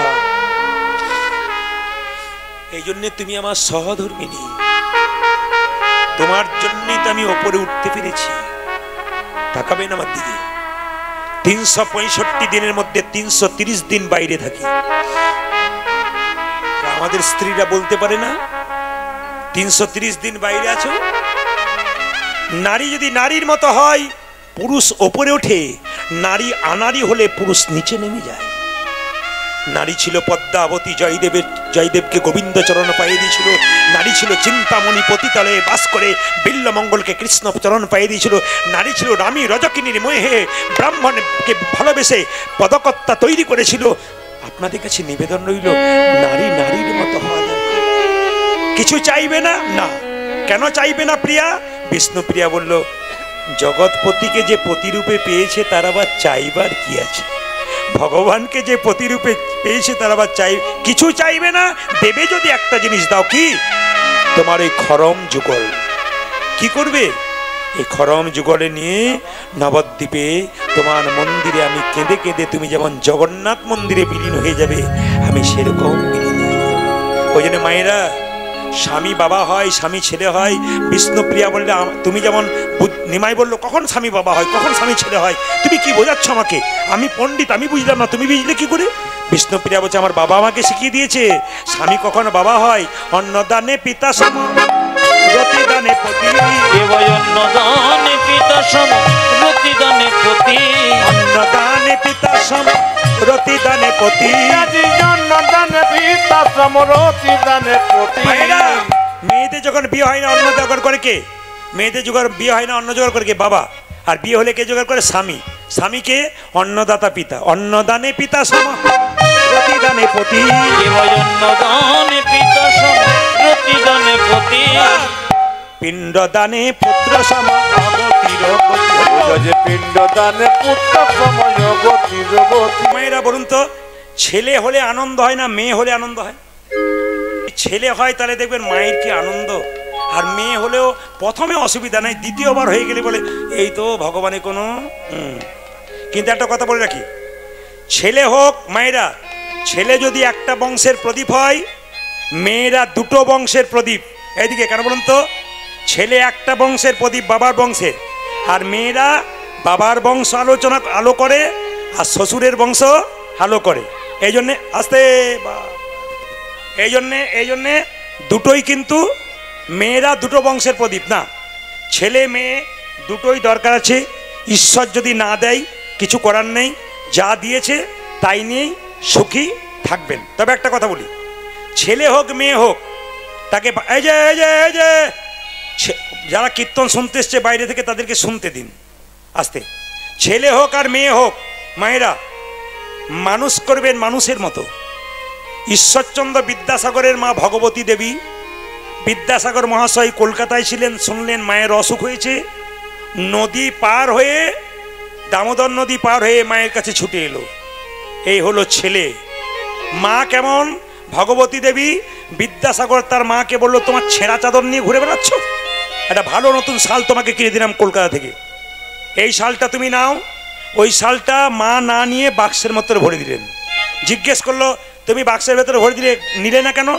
পাড়া প্রতিবেশীর কত মা ঠান্ডায় থরথর করে কাঁপছে, আমি তোর মা হয়ে শালটা নেবো কি করি? কিন্তু আমাদের যদি কোনো মা রাস্তা দিয়ে শাল পেয়ে যায় না, শাল দেখাতে দেখাতে যায়, দেখবেন শাল দেখাতে, তার বাচ্চাও সেরকম হয়। কেন বলুন তো? এইদিকে তাকাবেন, এইদিকে তাকাবেন, বাচ্চা কেমন হয়? বাচ্চা কেমন হয়? আমার পাশের বাড়িতে একটা মেয়ে তার বাচ্চাকে শিক্ষা দিচ্ছে, 25 বছর, এইদিকে 25 বছরের মা 3 বছরের বাচ্চাকে শিক্ষা দিচ্ছে। টিফিন বাক্সে টিফিন দিলাম, স্কুলে যাবি খাবি, কাউকে দিবি না, দিলে তোর একদিন কি আমার একদিন, আমি খেটে খেটে মরবো সকাল থেকে, আর লোকের ছেলেকে গন্ডে পিন্ডে গেলাবি, একবারে দিবি না। ছেলে বলছে মা কি বললে? নিজে খাবি কাউকে দিবি না? হ্যাঁ, নিজে খাবি কাউকে দিবি না। নিজে খাবো কাউকে দেবো না, নিজে খাবো কাউকে দেবো না, নিজে খাবো। ছেলে খালি কান মুলছে বলছে। ছেলে বড় হলো, পড়াশোনা করলো, চাকরি করলো, বিয়ে হলো, নিজে খেলো, বউ খেলো, বাবা মাকেই দিল। আপনি তৈরি করে দিলেন তো? না না, আপনারা তো তৈরি করে দিচ্ছেন, এই জন্য তো সন্তান এরকম হয়ে যাচ্ছে। তো মায়েদেরকে বলে রাখি, যে যেখানে বসে আছেন মন দিয়ে শুনবেন, যে যেখানে বসেছেন, মায়ের পেটে বাচ্চা থাকাকালীন মায়ের চলা যেমন হয় বাচ্চার চলা তেমন হয়, মায়ের বলা যেমন হয় বাচ্চার বলা তেমন হয়। অনেক মা বলে বাবারে আমার ছেলেকে ধন্যি দেওয়া যায়, খালি মোবাইল ফোনটাকে নিয়ে বসে আছে। আপনার দোষ আছে। কিসের দোষ আছে? পেটে যখন বাচ্চা থাকে ডাক্তারের কাছে যান, ডাক্তার কি বলে? বাড়ি চলে যাও, ওষুধ দিলাম, 3 মাস পর ফের আসবে, বাড়িতে শুয়ে থাকবে, ঘাড়ে বালিশ পায়ে বালিশ। ডাক্তারবাবু বাচ্চা মোটা হবে পেটে, তখন কি করব? ডাক্তার মনে মনে ভাবে সিজার করবো আমি, তোমার যা সর্বনাশ হবে, আমার তো টাকা হবে, এটা মনে মনে ভাবে আর কি, মুখে বলে না। আবার লক্ষ্য মায়েরা তাকান, এবার বলছে তাহলে সময় কাটাবো কি করে? কেন? স্ক্রিন টাচ মোবাইল নাই? বলে হ্যাঁ আছে, স্ক্রিন টাচ মোবাইল দেখে সারাদিন কাটাই। বাচ্চা যখন জন্ম নেয় তখন এদিক ওদিক তাকাই, মা বলে বাবার দিদি দেখে যা আমার ছেলে কি তাকাচ্ছে, কি খুঁজে খুঁজে বেড়াচ্ছে, কিছুই খুঁজে নাই, কি খুঁজছে? স্ক্রিন টাচ মোবাইল খুঁজে খুঁজে বেড়াচ্ছে। এই জন্য এখনকার বাচ্চাগুলো সব স্ক্রিন টাচ মোবাইল। মাগুলো বলে বাবারে আমি চালাতে পারি না, এর কি চালানোর কাহিদা? না না, এটা কীর্তনে যে কি মজা আছে, আপনারা যত রাত বাড়বে তত খেল বাড়বে। যেরকম রাধা রানী কি, শ্যাম সুন্দর কি। আচ্ছা বলুন তো, এবার শাস্ত্রের দিকে যাই। বাচ্চা জন্ম নিলে বাচ্চার মুখে কি দিন? জোরে বলুন। মধু। নিম পাতা কেউ দেন না নিশ্চয়ই? তাহলে মধু দেওয়া হয় কেন? আপনাদের বিশ্বাস আছে ছেলে নাকি বড় হয়ে মিষ্টি মিষ্টি কথা বলে। হাত তুলে বলুন তো, কার ছেলে বড় হয়ে মিষ্টি মিষ্টি কথা বলে? খোকা গামছা দিই, চুপ কর, বড় হলে হয়। আচ্ছা মায়েরা, মধুটা তখন দেওয়ার জন্য নয়, যারা বইপত্র পড়েন বইটার নাম বলে দিই, বইপত্র পড়বেন। বইটার নাম হিন্দু ধর্মগ্রন্থ কি এবং কেন। লেখক হচ্ছে লোকনাথ গোস্বামী, তিনি বইটা লিখেছেন। তাতে লেখা রয়েছে গভীর গৃহসূত্রকার, পরাশর গৃহসূত্রকার, দুটো বই। গভীর গৃহসূত্রকারে বলল বাচ্চার জন্ম নেবার আতুর ঘর থেকে কতদিন পর নিয়ে যাওয়া হয়, জোরে বলুন? 21 দিন পর নিয়ে গিয়ে কি করে তাকে স্নান করিয়ে তার মুখে মধু দিয়ে ভগবানকে প্রার্থনা করতে হবে, হে প্রভু আমার ছেলে যেমন মিষ্টি মিষ্টি কথা বলে। কজন বলেছেন আতুর ঘর থেকে নিয়ে? হয় নাই। এবার থেকে পরীক্ষা করে দেখবেন, যদি তাই হয় শাস্ত্রের কথা, তাহলে গভীর গৃহসূত্রকার দোষী থাকবে, যদি না হয় শাস্ত্র বলল। এবার লক্ষ্য করুন, একটা বই হচ্ছে পরাশর গৃহসূত্রকার। বাচ্চার অন্নপ্রাশনের দিনে পরমান্ন পায়েস দেবার আগে মুখে মধু দিয়ে ভগবানের যে প্রার্থনা করুন, হে প্রভু আমার ছেলে যেন মিষ্টি মিষ্টি কথা বলে, 100% ছেলে মিষ্টি মিষ্টি কথা বলবে। কিন্তু বাচ্চা জন্মানোর পর মধু দেন কেন? মধু দেন এই জন্যে যে বাচ্চা জন্ম নিয়ে মায়ের দুধ পান করতে পারে না, ওই জন্য কান্নাকাটি করে, মধু দিলে যেন কান্নাটা বন্ধ হয়। তা কৃষ্ণমণ্ডলকে বলছে পাড়ার লোকে, তোমার এত অভাব, একটু মধু কিনতে পারো নাই? বলে মধু কেনার পয়সা নেই তো। বলে পরের বাড়ি থেকে ধার করে এনে দাও। তখন কৃষ্ণমণ্ডল বলছে, আগেকার লোকেরা বলে মধু যদি কারো বাড়ি থেকে ধার করে এনে শোধ না দেওয়া যায় তবে তার বাড়ির কুকুর হয়ে জন্ম নিতে হয়। দরকার নেই বাবা, আমি ওই মধু দেবো না। আমার ছেলের কানে কি দেবো জানো? দুই কানে শোনাইল মধুর হরি নাম। দুই কানে শোনাইল মধুর হরি নাম। শুনলে চলকে যাবেন। কার একজন বিখ্যাত ডাক্তারের কাছে আমি গিয়েছিলাম, বিরাট সার্জেন। তাকে বললাম, উনি বললেন প্রদীপবাবু ফেসবুকে আপনাকে সবসময় দেখি। আমি ওনাকে একটা গীতা দিলাম। উনি তখন বলছেন, আমি তো প্রতিদিন গীতা পড়ি। এত ট্রিটমেন্ট করেন, এত ভিড়, এত অপারেশন, এর মধ্যে পড়েন? বলে হ্যাঁ, সকালবেলায় ঘুমতে করে স্নান করে প্রথমে গীতা পড়ি, তারপর চিকিৎসায় যাই। যারা বড় বড় মহাজন হয়, যারা বড় বড় পণ্ডিত হয়, যারা যারা বড় বড় জ্ঞানী হয়, তারা ভগবানকে স্মরণ করে যায়। অ্যাপেলো চেন্নাইয়ে চিকিৎসা করাতে যাবেন দাদা ভাইরা, দেখে নেবেন প্রত্যেকটা বড় বড় ডাক্তারের টেবিলে ভগবানের ছবি আছে। এত সোজা নয়। যারা বড় বড় ব্যক্তি হয় তারা ভগবানকে বিশ্বাস করা হয়। আইজাক নিউটন ভগবানকে বিশ্বাস করতেন। স্যার আইনস্টাইন বিখ্যাত বিজ্ঞানী, তিনি জীবনে আমিষ খান নাই, চিরকাল নিরামিষ খেয়েছিলেন। আমাদের সমাজে একটা দেখবেন ব্যাপার আছে, হ্যাঁ, যদি কোনো মা তার ছেলেকে নিরামিষ খায়, পাশের মেয়েরা বলে তুই এখন থেকে নিরামিষ খাওয়াস না, দেখবি দুর্বল হয়ে যাবে। আপনাদের বলে যায় যদি তাই হয়, তাহলে বিরাট বড় বিজ্ঞানী আইনস্টাইন কি করে দুর্বল হয়ে গেল? দুর্বল হয়ে গেছে। আচ্ছা বলুন, সচিন টেন্ডুলকরকে হারিয়ে একজন বিখ্যাত ব্যাটসম্যান হয়ে গেলেন, পৃথিবীর সেরা রানে, তিনি কে? বিরাট কোহলি। ভালো করে দেখুন, তার স্ত্রী অনুষ্কা আর বিরাট কোহলি দুজনে নিরামিষ খায়। ব্যাটে 6-এর পর 6 মারছে, আপনি পাচ্ছেন না মাংস খেয়ে, আর উনি নিরামিষ খেয়ে মারছেন। তার মানে এর থেকে কি শিক্ষা পেলেন? নিরামিষ কি? এই যে তাকাবেন, যারা আমিষ খায়, মাংস খায়, তাদের সামনের দাঁত আর নিচের দাঁত বড় হয়। যারা আমিষ খায় তারা দেখবেন জল চেটে চেটে খায়, আর যারা নিরামিষ খায় তারা জল দেখবেন দিব্যি খাচ্ছে। তাহলে এখন বলুন তো, যারা মাংস খায় তাদের সামনের দাঁত দুটো বড় থাকে, চিবিয়ে খেতে হয়। আচ্ছা বলুন, কুকুর মাংস খায়, সামনের দাঁত দুটো বড়। আচ্ছা, বাঘ মাংস খায়, সামনের দাঁত দুটো বড়। বিড়াল মাংস খায়, সামনের দাঁত দুটো বড়। মানুষ মাংস খায়, সামনের দাঁত বড়। অনেকে দেখছে, তাহলে আমায় তো খাই, তাহলে বড় হতে শুরু করলো নাকি? না, আপনাদের এটা নয়, জোর করে খাচ্ছেন, এই জন্য তা তো গন্ডগোল। কেন বলুন তো? যে গাড়ি পেট্রোলে চলে তাকে যদি ডিজেল দেওয়া হয় তাহলে ইঞ্জিনের অবস্থা কেমন হয়? যা ধুমো বেরোবে তো। যা আমাদের নয় তাই যদি খাই, আমাদেরও নিতাই গৌর হরিবল হয়ে যায়। তাই কি করলো মায়েরা? আশীর্বাদে করো গো, আশীর্বাদে করো গো, আশীর্বাদে করো গো, আশীর্বাদে করো। যেমন বাবা মা হবে তেমন বাচ্চাকে শিক্ষা দেবে। ছেলেটাকে বললো, শোন দুঃখী, তোর নাম হলো, আসতে, তোর নাম দেওয়া হলো কি? দুঃখী। আচ্ছা, কিছু মনে করবেন না বাবা, যে যেখানে বসে আছে একটু মন দিয়ে শুনবেন, কীর্তনের রস আছে, মজা আছে। ছেলের নাম রাখলো কি? দুঃখী মণ্ডল। দুঃখের সংসারে জন্ম নিয়েছে বলে।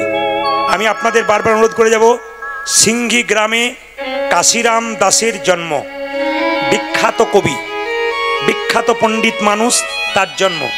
তার জায়গাতে আপনাদের বলে যাব, আপনার ছেলে মেয়ের নাম কাশিরাম দাস, নামটা শুনুন।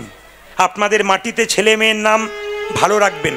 অজামিল ভাগবত বলল, চোর ছিল, চরিত্রহীন ছিল, ডাকাত ছিল, মাতাল ছিল, তার স্ত্রী ছেলের নাম রেখেছিল নারায়ণ। অজামিল নারায়ণ বলতে বলতে একদিন স্বর্গে গিয়েছিল, চুরি করলেও।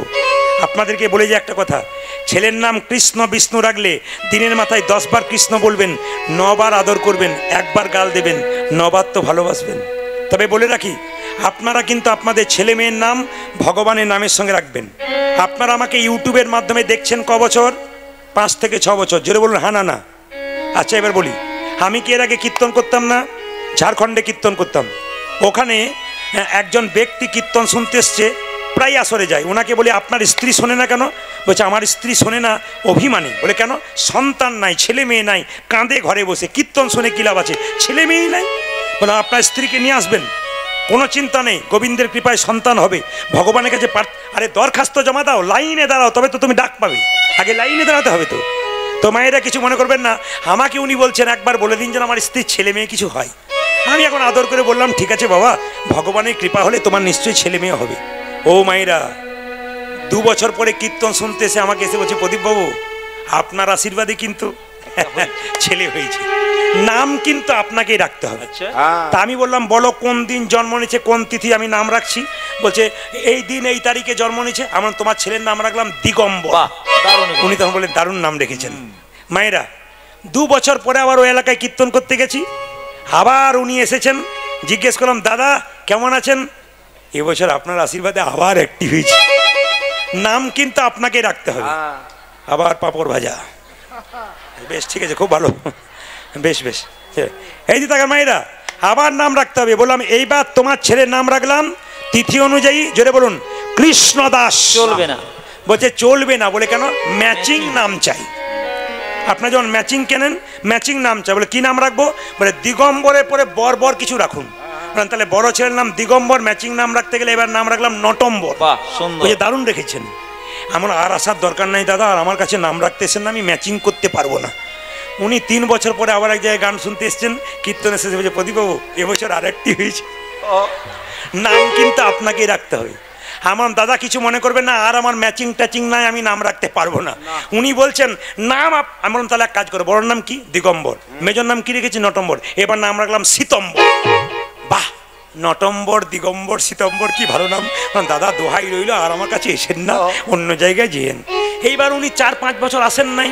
একটি আসরে গান করছি, দেখি 3টে ছেলেকে নিয়ে বসে আছে, দিগম্বর, নটম্বর, সীতম্বর। এখন কীর্তনের পরে এসে বলছে বাবুকে পেন নাম কর, পেন নাম কর। নটম্বর, সীতম্বর, দিগম্বর প্রণাম করলো। বললাম কিছু মনে করবেন না, এবার তো আপনার স্ত্রীর আসা উচিত ছিল, 3টে ছেলের মা। লজ্জা দেবেন না, এবছর একসঙ্গে 2টো হয়েছে।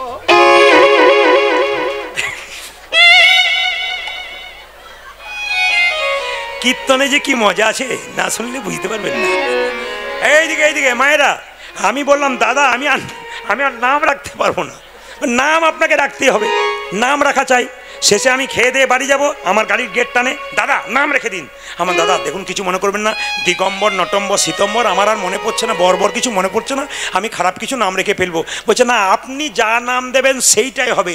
আমি তখন গেটটাকে বন্ধ করতে বললাম, বন্ধ করতে করতে বললাম বড়র নাম দিগম্বর, মেজর নাম নটম্বর, 3 নম্বর সীতম্বর। এবার 2টোর নাম রাখলাম নভেম্বর আর ডিসেম্বর। কি করবেন, উপায় তো নাই। মায়েরা ছোট্ট ছেলের নাম রাখলো কি? দুঃখী মণ্ডল। ছোট্ট দুঃখীকে তার বাবা বলল তোকে এমনি এমনি পাই নাই, জগন্নাথ মন্দিরে কৃপা করে পেয়েছি। ওরে দুঃখী, তুই বৃন্দাবনে যাবি, গোবিন্দের চরণ পাবি, তার আগে তোকে নবদ্বীপে গিয়ে গুরু কৃপা পেতে হবে। ছোট্ট দুঃখী বলছে তাহলে বাবা আমি যাব? বলে হ্যাঁ। রাত্রিবেলায় বাবা মা যখন শুয়ে আছে, 5 বছরের দুঃখী বাবা মাকে দূর থেকে প্রণাম করে বলছে বাবা আমি চলে যাই, আমি চলে যাই, দাও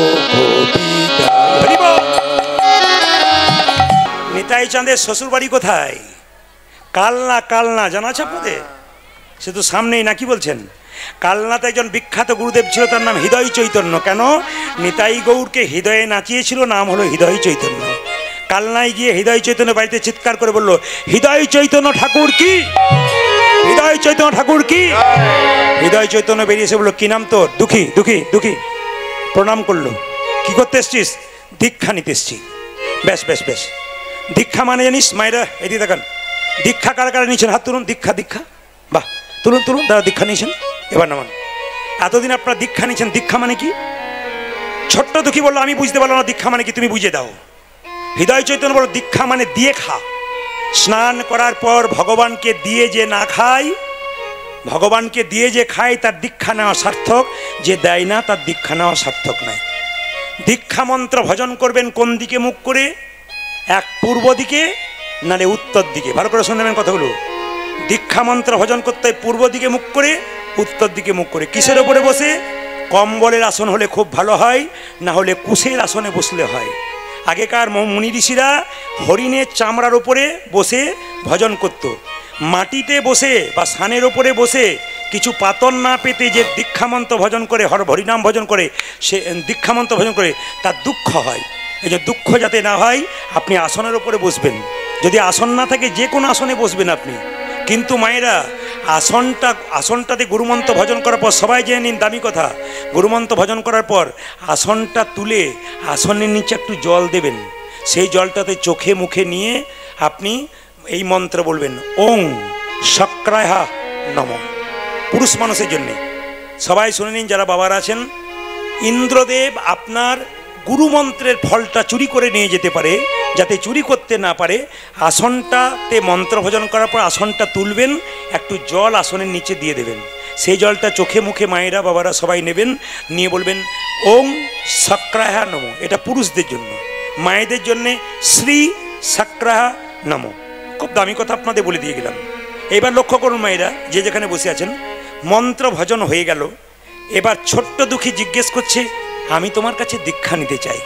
হৃদয় চৈতন্য বলছে, আমার কাছে দীক্ষা নিতে গেলে পরীক্ষা দিতে হবে। পরীক্ষা? আমি সব পরীক্ষা দিতে প্রস্তুত। বলছে, এক কাজ কর বাবা, এই দেখ তোকে একটা মাটির কলসি দিলাম, এই কলসিটা মাথায় করে নিয়ে প্রত্যেকদিন গঙ্গা থেকে জলে নেমা তুলসী বাগানে সেবা কর। যেদিন তোর তুলসী বাগানে জল দেওয়া সার্থক হবে সেদিন মন্ত্র দেবো, তার আগে দেবো না। সবাই লক্ষ্য করুন, ছোট্ট দুঃখী 5 বছর বয়সে বিরাট বড় একটা মাটির পাত্র নিয়ে গঙ্গা থেকে জল আনছে আর গাইছে। সবাই মিলে একটু গুরুকে স্মরণ করবেন, নিজে নিজে গুরুকে স্মরণ করবেন। সবাই যারা বসে আছেন বাবারা মায়েরা, এই যে মোবাইল, যারা মায়েরা বাবারা সবাই ফোন করছেন, এখানে দু একজন এত জোরে ফোন করছেন যে তার পাশে যারা আছে সবাই শুনতে পাচ্ছে কি কি বলা হয়ে গেল। আস্তে আস্তে বলে নিন। সবাই লক্ষ্য করুন মায়েরা, যে যেখানে বসে আছেন। ছোট্ট দুঃখী যাচ্ছে, আপনার নিজে নিজে গুরুকে স্মরণ করুন। আমি গুরুর গুণগান গাইব।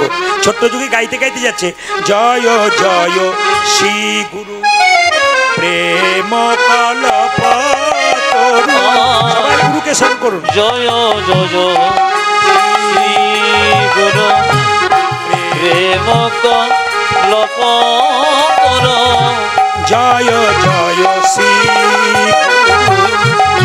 প্রেম কলপ তরু। আচ্ছা বাবা, কিছু মনে করবেন না।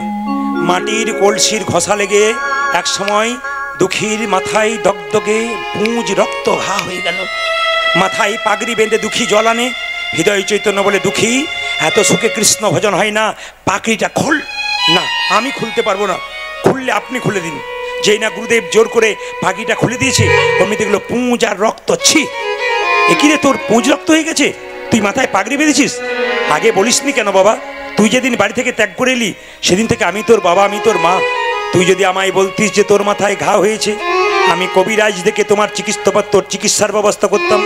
ছোট্ট দুঃখী বলছে, ওগো গুরুদেব, আমি যদি তোমায় বলতাম আমার মাথায় দগদগে ঘা হয়েছে, তুমি না হয় চিকিৎসকে দেখে চিকিৎসা করাতে। চিকিৎসক মলম মেখে শুয়ে থাকতে বলতো, আমি যে কৃষ্ণ সেবায় বঞ্চিত হতাম। ওগো গুরু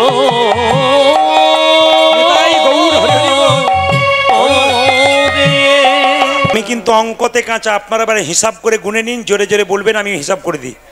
ছোট্ট ছেলে বলছে, যেমন তেমন জন্ম হয় নাই, মানব জন্ম পেতে গেলে 84 লক্ষ জনি ভ্রমণ করতে হয়েছে। গুনবেন, 20 লক্ষ বার গাছ গাছরা রূপে জন্ম নিলাম। অনেক রকমের গাছ হতে হতে যেদিন তুলসী গাছ রূপে জন্ম নিলাম। তুলসীর পাতা যেদিন গোবিন্দ সেবায় লাগলো, তুলসীর ডাল মালা কণ্ঠে পড়ে যারা ভগবানকে ভজনা করলো, সেদিন গাছ জন্ম থেকে মুক্তি হলো। কত হলো? 20। 9 লক্ষ বার জলে জন্ম নিলাম। কত রকমের মাছ চিংড়ি পোকা হতে হতে যেদিন আমরা শঙ্খরূপে জন্ম নিলাম। মায়েদের মুখে 3 বার বেজে উঠলাম। মায়েরা এতজন বসে কীর্তন শুনছেন, বলবেন বাড়িতে শঙ্খ 3 বার বাজান। উত্তর দিতে পারবেন কেন বাজান? 3 বার শঙ্খ বাজান এই জন্যে, একবার ব্রহ্মার নামে, একবার বিষ্ণুর নামে, একবার মহেশ্বরের নামে। 3 জনকে স্মরণ করে বাজাবেন। প্রথম বাজাবেন ব্রহ্মাকে স্মরণ করে, দ্বিতীয়বার বাজাবেন কেন? মহেশ্বরকে স্মরণ করে, আর তৃতীয়বার বাজাবেন বিষ্ণুকে স্মরণ করে। 3 জনকে স্মরণ করে। সবাই লক্ষ্য করুন মায়েরা, যে যেখানে বসে আছেন।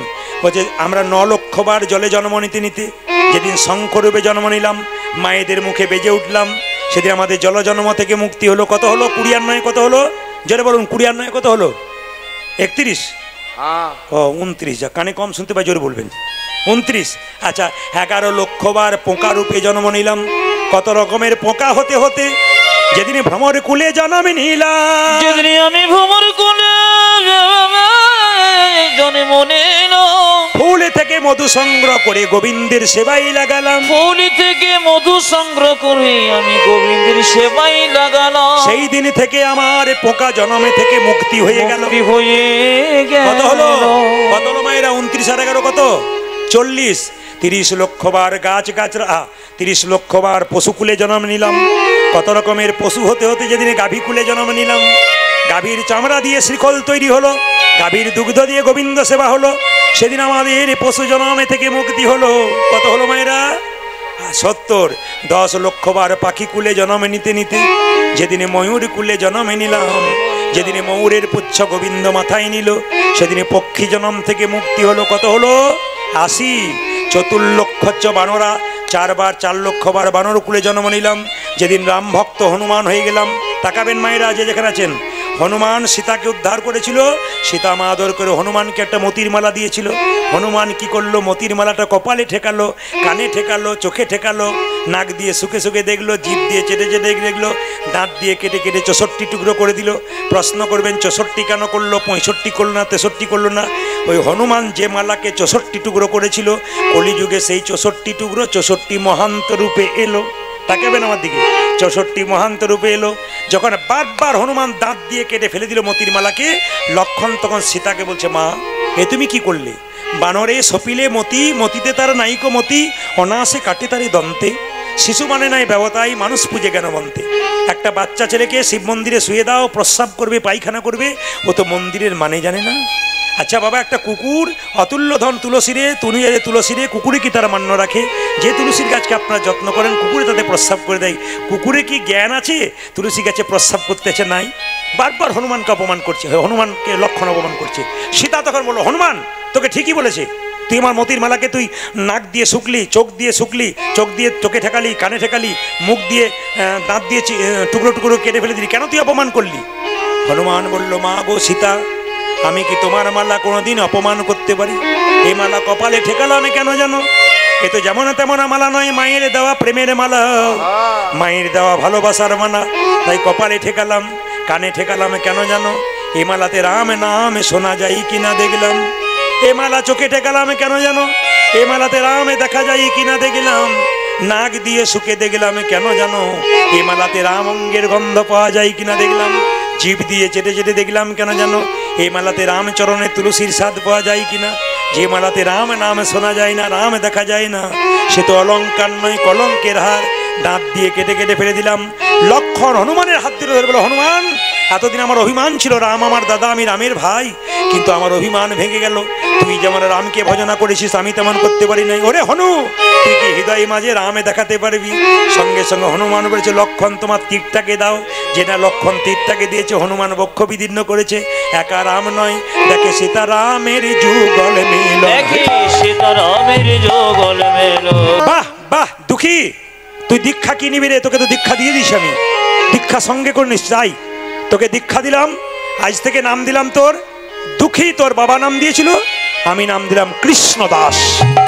কেউ জিজ্ঞেস করলে আজ থেকে তুই বলবি আমার নাম দুঃখী কৃষ্ণ দাস। বাবার দেওয়ার নাম দুঃখী, মায়ের দেওয়া গুরুদেবের দেওয়ার নাম কৃষ্ণ দাস। যা, একটা চিঠি লিখে দিলাম, তুই বৃন্দাবনে জীব গোস্বামী পাদের কাছে যা, দেখবি তুই নিশ্চয়ই কৃষ্ণের কৃপা পাবি। ছোট্ট দুঃখী বৃন্দাবনে যাচ্ছে, মায়েরা সবাই মিলে হাত তুলে চলুন, সবাই বৃন্দাবনে যাবো একসঙ্গে, একসঙ্গে একসঙ্গে হাত তুলুন।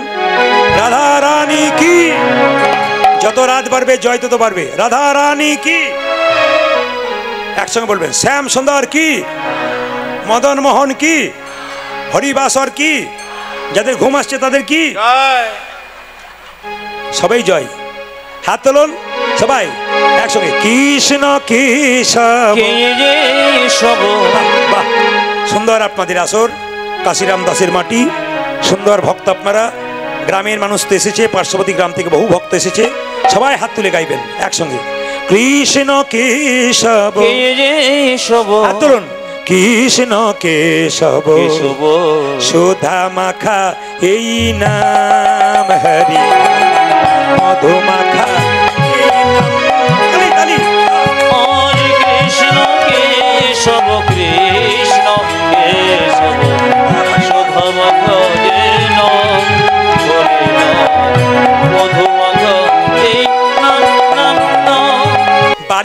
অতিথি এলে আপনারা কি বলেন? অতিথি কি জোরে বলুন। নারায়ণ। অতিথি কি জোরে বলুন, আমি সবার মুখে শুনতে চাই। অতিথি, আচ্ছা এবার অতিথি নারায়ণ বললেন তো, আমি পাল্টে দিই। আপনাদের এই সিংহিতে অতিথি এলো 4-5 জন, ধরুন আমার কীর্তন হচ্ছে, বাড়িতে বাড়িতে 4-5টা লোক এসছে। এবার আপনি কি করলেন? আজকে প্রদীপবাবুর কীর্তন, সব নিরামিষ খা। কালকে কি বলবো বলুন তো? এলে একদিনের জন্যে, তাই হয় কিছু না খেয়ে গেলে হয়, কিছু খেয়ে যেতে হবে। মানে কিছু খেয়ে, মানে বুঝতে পারছেন তো, মানে পরিপূর্ণ হয় নাই আর কি, ওইটি না দিলে পরিপূর্ণ হবে না। তো সব বাজার থেকে দেখবেন শাক সবজি সব আনে, 1 কেজি নিয়ে এলো। অতিথি নারায়ণ না অতিথি অসুর? জোরে বলবেন, অতিথি নারায়ণ না অতিথি অসুর? অতিথি কারা? বাড়িতে এলে নিরামিষ ভোজন হয় যাদের বাড়িতে, ভক্ত সেবা হয় যাদের বাড়িতে, এরকম অতিথি আনলে আপনার অতিথি নারায়ণ হয়ে যাবে। আবার দেখবেন এক জায়গায় কীর্তন করতে গেছি, নাম করবো না, ক্যামেরা হচ্ছে জানা যাবে, সে জায়গায় কীর্তন করতে গেছি। এখন কমিটি প্রচুর লোক হয়েছে, সকালবেলায় আমাকে যখন বিদায় দিচ্ছে, বাজারের লোকগুলোকে বলছে, দাদা কালকে আপনাদের দেখতে পেলাম না, আপনারা গেলেন না। বলছি কী করবো, আপনারা তো রবিবার দিন কীর্তন করলে আমরা যেতাম, কারণ রবিবার দিন আমাদের ছুটির দিন, বাজারে ছুটি, চাকরির ছুটি, ওই দিন আপনারা তো বুধবার দিন করেছেন, আমরা কি করে যাব?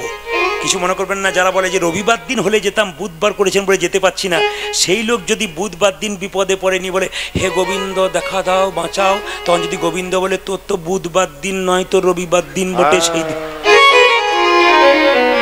না না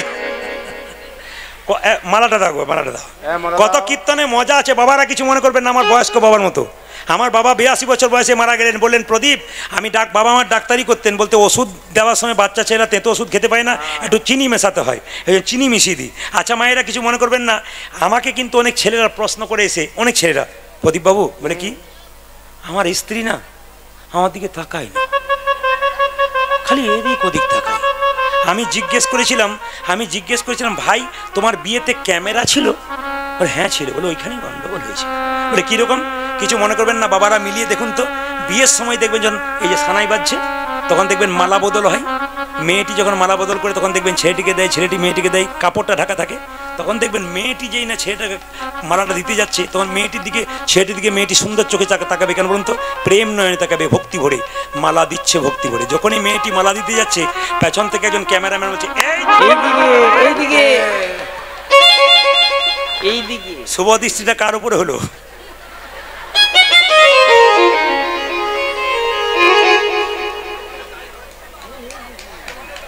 দাদা ঠিক বলেছেন, বলছে বর্তমানে একবারে ঠিক কারেক্ট। না না ওইগুলো হচ্ছে বলেই তো ধরে আপনাদের সামনে দিচ্ছি, আর এই জন্য তো এত ভিড় হচ্ছে না, কি বলছেন? শুধুমাত্র এখানে তো আপনাদের কম হলো মনে হচ্ছে। আপনি কালকে যদি আমার সঙ্গে যান তাহলে দেখবেন এরকম জায়গা হলে জায়গা দিতে পারে না, পুলিশ প্রশাসন নিয়ে ঠেলতে হয়। তা কিছু মনে করবেন না, এদিকে তাকাবেন, যে যেখানে বসে আছেন। আবার দেখবেন আর এক জায়গাতে হয়, কোথায় বলুন তো? এক জায়গায় দেখবেন বলা হয়, দেখুন তো, যাহা বলিব সত্য বলিব, সত্য ছাড়া মিথ্যা বলিব না। জোরে বলুন কোথায়? আপনাদের যাওয়া আসা আছে নিকাকে থেকে? না না অনেক জায়গায় বলতে পারেন না, খালি চুপ করে থাকে। আপনারা বলছেন কোর্টে যাওয়া আসা আছে। আচ্ছা বলুন তো মায়েরা, দেখবেন এটার তলে কি থাকে, ভরা থাকে কি? জোরে বলুন। গীতা, এটাও জানা আছে। আচ্ছা মায়েরা লক্ষ্য করুন, গীতারকে স্পর্শ করবে, যাহা বলিব সত্য বলিব, সত্য ছাড়া মিথ্যা বলিব না। তারপরে দেখবেন হাজার হাজার মিথ্যা বলতে শুরু করে, নাকি? বলুন। আচ্ছা বলুন তো এটার ভেতরে কি আছে? জোরে বলুন, আরেকবার বলুন। এক জায়গায় জিজ্ঞেস করলাম একজন দাদাকে, দাদা এটার ভেতরে কি আছে? ও তো বলে যন্ত্র টন্ত্র কিছু একটা হবে বোধ। মানে কোনো জ্ঞানই নাই, কোন জায়গায় পৌঁছাচ্ছি আমরা কিছু বুঝতেই পারছি না ব্যাপারগুলো কি। কীর্তন যারা শুনতে এসছেন, ভক্তি বলে শুনছেন, তাদের কাছে কতগুলো সামাজিক কথা বলে দিলাম, যেগুলো আপনারা মানবেন। আপনারা ধূপের প্যাকেট দেখছেন, প্যাকেটের উপর রাধাকৃষ্ণের ছবি থাকে। রাধাকৃষ্ণকে ধূপ দিলেন, প্যাকেটটা শেষ হয়ে গেল, নর্দমাতে ভাসলো। একদিকে আপনি রাধাকৃষ্ণকে ভজন করলেন, একদিকে রাধাকৃষ্ণকে অপমান করলেন। যারা প্যাকেট তৈরি করছে তাদের কোনো দোষ নাই, দোষ আমাদের প্যাকেটগুলোকে মানতে পারছি না। তাই ইউটিউবের মাধ্যমে বলতে চাই, যারা প্যাকেট তৈরি করেন তাদেরকে বলবো আপনাদের দোষ নেই, আপনারা রাধাকৃষ্ণের ছবি বাদ দিয়ে ফুলের ছবি দিন, পশুর ছবি দিন, পাখির ছবি দিন, কিন্তু রাধাকৃষ্ণের ছবি দিয়েন না। আমরা মান সম্মান রাখতে পারছি না। জোরে বলুন রাধা রানী কি, শ্যাম সুন্দর কি, মদন মোহন কি। মায়েরা, যারা ড্রাইভার মানুষ আছে ইউটিউবের মাধ্যমে শুনবে, আপনারা যারা ড্রাইভারি করেন, এখানে গাড়ি টাড়ি চালান, সবাই শুনে নিন। গাড়ি চালাতে চালাতে কুকুর পেরিয়ে গেলে আপনি থামবেন না, ছাগল পেরিয়ে গেলে থামবেন না, গরু পেরিয়ে গেলে থামবেন না, শিগাল পেরিয়ে গেলে থামবেন না, কিন্তু কেন আপনারা বিড়াল পেরিয়ে গেলে থামবেন? বিড়াল কিন্তু বিপদের সংকেত জানিয়ে দেয় হ্যাঁ। সামনে বিপদ আছে। তাহলে আপনারা কি করবেন, এইদিকে বিড়াল যদি পেরিয়ে যায়, যিনি ড্রাইভার বা গাড়িতে যারা বসে আছেন তারা এই মন্ত্রটি 3 বার জপ করে নেবেন। সবাই শুনে নিন, জয় নরসিংহদেব, জয় নরসিংহদেব, জয় নরসিংহদেব। মাথায় থাকবে সবার। যদি আপনি কোনো গাড়িতে যাচ্ছেন, ভাড়া বাড়িতে কোথাও যাচ্ছেন, ভাড়া গাড়িতে ড্রাইভার জানে না, গাড়িটা থামিয়ে দিল, ড্রাইভার নামলো, আপনি বসে বসে এই মন্ত্র জপ করবেন 3 বার, জয় নরসিংহদেব, জয় নরসিংহদেব, জয় নরসিংহদেব। স্বপ্নের মধ্যে রাত্রিবেলায় শুয়ে অনেকে দুঃস্বপ্ন দেখে, খালি খারাপ খারাপ স্বপ্ন দেখে, সকালবেলায় বলে সারাত্রি ঘুমায় নেই, স্বপ্ন দেখছে চমকে ভেঙে যাচ্ছে। সবাই তাকাবেন, যারা স্বপ্ন দেখছেন দুঃস্বপ্ন, তাদের জন্য একটা বিধান দিয়ে দিই, একবারে শাস্ত্রের বিধান। তাকাবেন আমার দিকে, কি করতে হবে সেই বিধানটাতে শাস্ত্রে লিখিত আছে। কি লিখিত আছে তাকাবেন। শোবার সময় পা ধুয়ে নেবেন, হাত ধুয়ে নেবেন পরিষ্কার জলে, মুখ ধুয়ে নেবেন, চোখ ধুয়ে নেবেন, কান পর্যন্ত ধুয়ে নেবেন, মুছে নেবেন, শোবেন, বালিশে মাথা দেবেন, ওই মন্ত্রটি 3 বার জপ করবেন, জয় নরসিংহদেব, জয় নরসিংহদেব, জয় নরসিংহদেব। এই 3 বার মন্ত্র ভজন করবেন। খুব দামি দামি কথাগুলো আপনাদের জানিয়ে দিয়ে যাই, আপনারা এগুলো নিজের জীবনে ব্যবহার করতে পারবেন, যাতে আপনাদের কীর্তন কেন শুনতে আসেন, কিছু নিয়ে যাবার জন্য আসেন, কিছু জেনে যাবার জন্য আসেন, আজকে জানার জন্য এসছেন। আর একটি প্রশ্ন একজন করেছিল, মানে অনেক বিস্তৃত বলে আমি বললাম না, শর্টে বলে দিই। একজন বলেছিল, দাদা মেয়েদের পেটের কথা থাকে না কেন? বলবো না, বাদ দিয়ে দেবো, ছেড়ে দিবে, এর পরের বছর আবার যখন আসবো তখন বলে দিয়ে যাবো। আর আসার চান্স নেই, বহুদিন আগে লাইন করতে হয়, ঈশ্বরের কৃপায়, বাবার কৃপায় 1 বছর আগে লাইন করতে হয়, তারপর হয়ে যায় আর কি। মানে আগামী বছরের চান্স এখন থেকে চলছে, যারা করছে আর কি। তাকাবেন আমার দিকে, যে যেখানে বসে আছেন, একটু বলে দিই, মেয়েদের মানে মায়েদের পেটের কথা কেন থাকে না পেটে, একটু আপনাদের বলি কেন থাকে না। কার অভিশাপ? যুধিষ্ঠির মহারাজের অভিশাপ। প্রশ্ন করবেন কিরকম? যদি মেয়েদেরকে বলা হয় রাত্রিবেলায়, স্বামী বলছে শুনছো, এই কথাটি কাউকে বলুন, মরণ তো স্বামী কি নারদ নাকি পাড়ায় পাড়ায় বলে বেড়াবো, এই তোমার বিশ্বাস? এখন স্বামী বিশ্বাস করে বললো কাউকে বলো না যেন। সকালে স্বামী ঘুম থেকে না উঠতেই পুকুর ঘাটে গিয়ে বললো, শুনছিস আমাদের উনি বলেছেন কাউকে বলবি না, তোকে বলেই বললাম। ভদ্রলোক যখন উঠছে সকালবেলায়, তখন দেখি গোটা পাড়াময় হয়ে আছে। এটা কারণ কি বলুন তো? আপনাদের দোষ নেই মা, এটা আপনাদের দোষ নেই, শাস্ত্রের দোষ। কি শাস্ত্রের দোষ নয়, কার দোষ? যুধিষ্ঠির মহারাজের দোষ। বুঝে দি, যুধিষ্ঠির মহারাজ অভিশাপ দিয়েছেন, দোষে নয়। কুন্তী কুমারী অবস্থা একটা বাচ্চা জন্ম দিয়েছিল, তার নাম কি? কর্ণ। তাকাবেন মায়েরা, কুমারী অবস্থায় জন্ম দিল কেন? কুন্তী কুমারী অবস্থায় বিয়ে হয় নাই, তখন সাধু সেবা ভালোবাসত। দুর্বাসা মুনি এসেছিল, তার চরণ সেবা করে তাকে ভালো করে সেবা করালো। দুর্বাসা বলল, কুন্তী মা, তোর তো এখনো বিয়ে হয় নাই, তুই আমার কাছে যা চাইবি চেয়ে নে, সেবা করলে আশীর্বাদ দিতে হয়, তোকে দেবো। সঙ্গে সঙ্গে বললো, আমার মা বলেছে সেবা করলে কিছু চাইতে নাই, আমাকে কিছু দেবার দরকার নাই। না, তোকে আমি দেবো, তুই নে। কি দেবে বাবা? তোকে দিলাম একটা মন্ত্র, এই মন্ত্র বলে তুই যে দেবতাকে ডাকবি সেই দেবতা তোর কাছে আসবে। এখন কুন্তী কায়দা করে ভাবলো, তাহলে একজন দেবতাকে ডাকা দরকার, সূর্য দেবতাকে ডেকেছে। আর সূর্য দেবতা একবারে দিব্য কান্তি পুরুষের রূপ ধারণ করে দাঁড়িয়ে আছে কার কাছে? কুন্তির কাছে। কুন্তী বলো, তুমি এলে কেন? তুমি আমায় ডাকলে কেন? তুমি তো আমায় ডেকে, আমি কুমারী মেয়ে, তুমি দিব্যাঙ্গ সুন্দর পুরুষ, পালিয়ে যাও তুমি এখান থেকে। আমি তো যাওয়ার জন্য আসিনি, তুমি আমায় ডেকেছ, আমি তাই এলাম। দেবতা যখন আসে তখন কিছু দিয়ে যাই, আমি তোমায় কিছু দিয়ে যাবো। কি? তোমাকে আলিঙ্গন করব, আমার আলিঙ্গনে তোমার একটি সন্তান জন্ম নেবে। না না, আমার কলঙ্ক হবে, কুমারিত্ব নষ্ট হবে। সঙ্গে সঙ্গে সূর্যদেব বলল, দেবতার বরে কোনোদিন কুমারিত্ব নষ্ট হয় না, দেবতার আশীর্বাদে কোনোদিন কারো কলঙ্ক হয় না। শোনো, আমি তোমাকে সন্তান জন্ম দিতে চাই, লক্ষ্য করুন। আলিঙ্গন করলেন, আর সঙ্গে সঙ্গে সূর্যদেবের ঔরসে এক কুন্তির গর্ভে একটি সন্তান কুমারী অবস্থায় জন্ম নিল, তার নাম কর্ণ। নদীর জলে ভাসিয়ে দিলেন। রাধা বলে একটি মেয়ে তাকে তুলে নিয়ে গিয়ে তাকে বড় করলেন। কিন্তু কুন্তী জানতো এই ছেলেটি আমার, কিন্তু কর্ণ জানতো না। কর্ণ একদিন নদীতে স্নান করতে এসছে, কুন্তী চুপচাপ গিয়ে বলল, বাবা, বাবা কে? আমি তোমার মা কুন্তী। চুপ করো, আমার মা তো রাধা। না না, আমি তোমাকে কুমারী অবস্থায় জন্ম দিয়েছি, আমি তোমাকে লজ্জায় বলতে পারিনি। এক কাজ করো, আমি তোমার মা, আমি তোমার মা। কি চাও তুমি? চলে যাও এখান থেকে, কি চাও? বাবা একটা জিনিস চাই কি, আমার পঞ্চপাণ্ডব মানে 5টা ছেলে বেঁচে আছে, কুরুক্ষেত্রের যুদ্ধের সামনে আসছে, আমার পঞ্চপাণ্ডব যেন 5টা ছেলে না মরে, তুমি এইটুকু বলে দাও। কুন্তী বলল, মা এই জন্য তো তোমাকে সেবা করতে হয়, মায়েরা তো এরকম সরল হয়, সন্তানের জন্য সব চাইতে হয়। আসি বলে দিলাম মা, কুরুক্ষেত্রের যদি তোমার 5টা ছেলে বেঁচে থাকবে, হয় তোমার 5টা ছেলের মধ্যে অর্জুনকে আমার লক্ষ্য আছে, অর্জুন যদি আমার হাতে মরে যায়, তোমার 4 ছেলে, আমি 1 ছেলে, 5 ছেলে, আর আমি যদি মরে যাই, তোমার পঞ্চপাণ্ডব বেঁচে থাকবে। মায়েরা, কুরুক্ষেত্রের যুদ্ধে যখন কর্ণের রথের চাকা মাটিতে গেঁথে গেল, অর্জুনকে কৃষ্ণ বলল, এবার মারো। কাকে মারবো? এবার অর্জুন তুমি কর্ণকে মারো। কর্ণকে মেরেছে, কর্ণ মৃত্যু শয্যায় সজ্জিত হয়ে আছে। কুন্তী ছুটি এসে বলল, কর্ণ কর্ণ। যুধিষ্ঠির বলল, চুপ করো মা, এ তুমি কি করছো? যে তোমার ছেলেদের শত্রু, তাকে তুমি আলিঙ্গন করে কাঁদছো কেন? যুধিষ্ঠির, এ তোর বড় দাদা। চুপ করো, এ আমার বড় দাদা কি করে হলো? কুমারী অবস্থায় জন্ম দিয়েছিলাম। বলিস, বলো নেই তুমি কেন? কি করে বলবো রে? কোনো মা যদি কুমারী অবস্থায় কোনো মেয়ে ছেলে জন্ম দেয়, বিয়ের পরে কোনো ছেলে হলে সেই ছেলেকে বলতে পারে যে আমি কুমারী অবস্থায় ছেলে জন্ম দিয়েছি? আমি লজ্জায় বলতে পারিনি, এ তোর দাদা। যুধিষ্ঠির মহারাজ বলল, মা এ তুমি কি করেছো? এত বড় ভুল করলে কেন?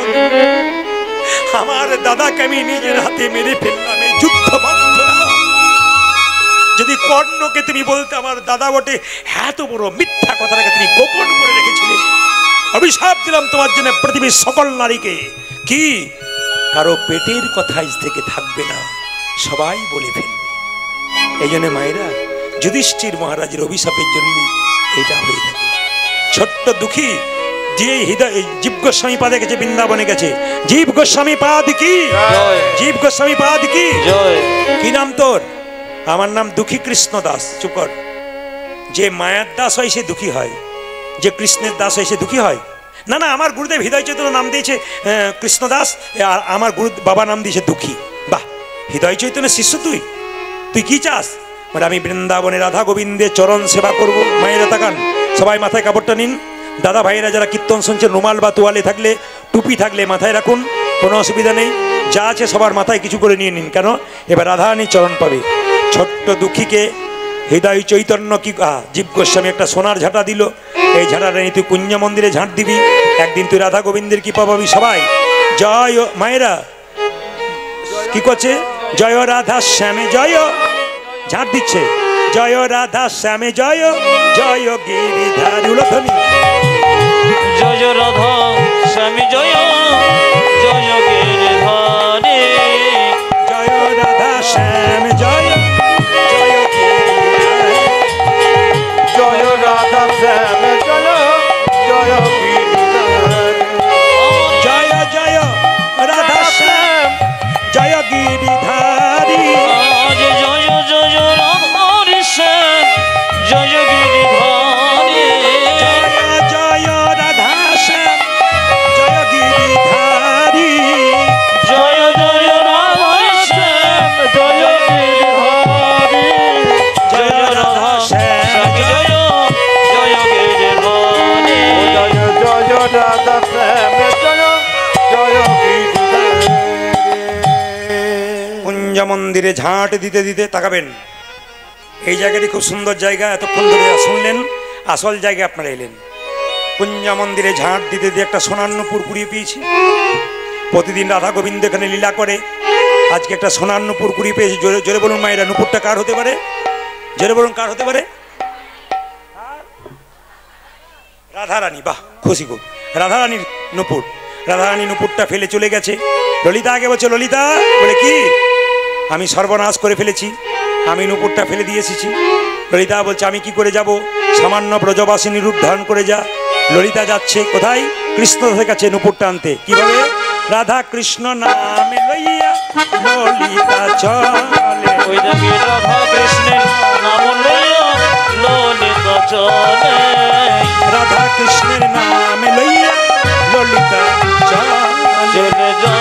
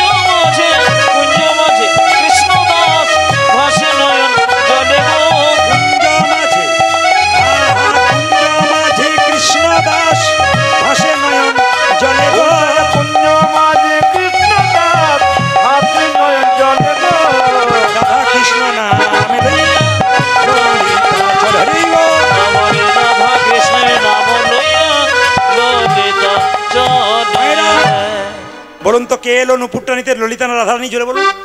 ললিতা, ললিতা, ললিতা। বাবাজি के नारी कंठस्वर आपको एक नुपुर मिला है, তুমি কি নুপুর পেয়েছো? হ্যাঁ পেয়েছি। ও নুপুর মেরা है मुझे दे दीजिए। কে বলছে? ললিতা বলছে। ও নুপুর আমার, আমাকে দিয়ে দাও। জেনে বলছে আমাকে দিয়ে দাও। কৃষ্ণদাস ললিতার পায়ের দিকে তাকিয়েছে, দুটো পায়ে দুটো নুপুর। এই নুপুর যদি তোমার, দুটো পায়ে নুপুর এলো কি করে?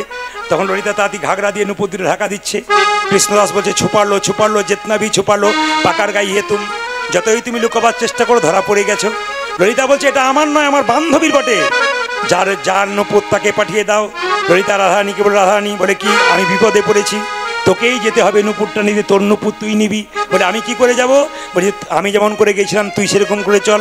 ললিতা আগে আগে যাচ্ছে, রাধারানী পেছন পেছন। মায়েরা ললিতারও সঙ্গে তখন রাধারানী চলে, ওই জাগে ললিতারও সঙ্গে তখন রাধারানী চলে, ললিতারও সঙ্গে তখন রাধারানী চলে, ও জাগে ললিতার সঙ্গে তখন রাধারানী চলে। কৃষ্ণদাস, কৃষ্ণদাস নুপুর পেয়ে ভাসে নয়ন জলে গো, কৃষ্ণদাস নুপুর পেয়ে ভাসে নয়ন জলে গো, কৃষ্ণদাস নুপুর পেয়ে ভাসে নয়ন জলে গো, কৃষ্ণদাস নুপুর পেয়ে ভাসে নয়ন জলে গো, ললিতারও সঙ্গে রাধারানী চলে, ওই ললিতার সঙ্গে তখন রাধারানী চলে। রাধারানী বলল বাবাজি নুপুরটা আমার, আমাকে দিয়ে দাও। কৃষ্ণদাস চিনতে পারে নাই। রাধারানী বলল নুপুরটা আমার। কৃষ্ণদাস বলছে তোমার নুপুর হতে পারে, কি করে তোমার নুপুর? কৃষ্ণদাসকে রাধারানী বলছে এক কাজ করো কৃষ্ণদাস, আমার পায়ের নুপুর তোমার হাতের নুপুর মিলিয়ে দেখো, যদি মিলে যায় দিয়ে দেবে। কৃষ্ণদাস মনে মনে ভাবলে এটা একটা কথা বটে, আমার হাতের নুপুর তোমার পায়ের নুপুর যদি মিলে যায় তোমাকে দিয়ে দেবো। এখনো প্রমাণ হয় না যে নুপুর তোমার। আমি যখন কুঞ্জ মন্দিরে ঝাঁট দিচ্ছিলাম, যার চরণের নুপুর তার চরণতলটা ঝাঁট দি নাই, ওই চরণতল এই চরণতল মিলিয়ে দেখব, যদি মিলে যায় তবে দেখব। যেই না চরণতলটা মিলিয়েছে, সঙ্গে সঙ্গে দেখলো এটা নিশ্চয় রাধারানীর চরণ। কৃষ্ণদাস কেঁদে কেঁদে বলছে এসে যদি কৃপা করে বলে দেখাও তোমার স্বরূপে, দেখাও, দেখাও তোমার স্বরূপ, দেখাও, দেখাও তোমার স্বরূপে, দেখাও তোমার স্বরূপ, দেখাও প্রেমময়ী রাধারানী দেখাও তোমার স্বরূপে, রাধারানী দেখাও তোমার স্বরূপ, দেখাও। ওগো রাধে। মায়েরা এতক্ষণ ধরে এত রাত্রি শুনলেন, সবার কাছে নিবেদন রইল একবারে করজোরে বাবু হয়ে বসুন। কৃষ্ণদাস বলল তাহলে স্বরূপ যদি তুমি দেখবে দেখাবে আমাকে, তবে তোমাকে নুপুর দেবো, নইলে দেবো না। রাধারানী বলল এক কাজ কর কৃষ্ণদাস, নুপুরটা আমাকে দে। যে না নুপুরটা নিয়ে কৃষ্ণদাসের কপালে নুপুর তিলক করেছে, হৃদয়ে মাঝারে রেখে কৃষ্ণদাস রাধারানীকে চরণের উপর পরিয়ে দিল। রাধারানীকে বলল, রাধারানী কৃষ্ণদাসকে বলল কৃষ্ণদাস আমাকে দেখে তুই পদ রচনা কর। এই যে পদগুলো রচনা করলেন শ্যামানন্দ প্রভু।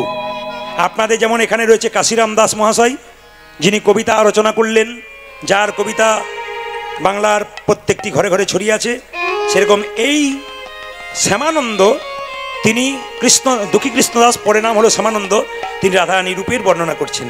2 মিনিট সবাই মিলে একটু করজোরে বসুন প্রেম সে। রাধারানী বলছে আমাকে দেখে তুই পদ রচনা কর। কৃষ্ণদাস বলছে রাধারানী তোমাকে দেখে মনে হচ্ছে সোনার প্রতিমা, তোমার মধ্যে কৃষ্ণ দেখতে পাচ্ছি। পদাবলীগুলো শুনবেন। রায় আমার কনক মুকুর কাতি গো, কনক মুকুর কাতি, ওরাই কনক মুকুর কাতি গোরাই, কনক মুকুর তোমার মধ্যে রাধাকে দেখছি শ্যাম বিনোদীর সুন্দরী তনু, শ্যাম বিনোদিনী সুন্দর তনু, তাহাতে কতে ভাতি গো, তাহাতে কতে ভাতি। শ্যাম বিনোদীর সুন্দর তনু, তাহাতে কতে হাতি গোরাই, তাহাতে কতে হাতি। কৃষ্ণদাস দারুণ লিখেছিস। এবার এক কাজ কর, তো আমাকে দেখ, তো আমাকে দেখে তুই পড়াশোনা কর।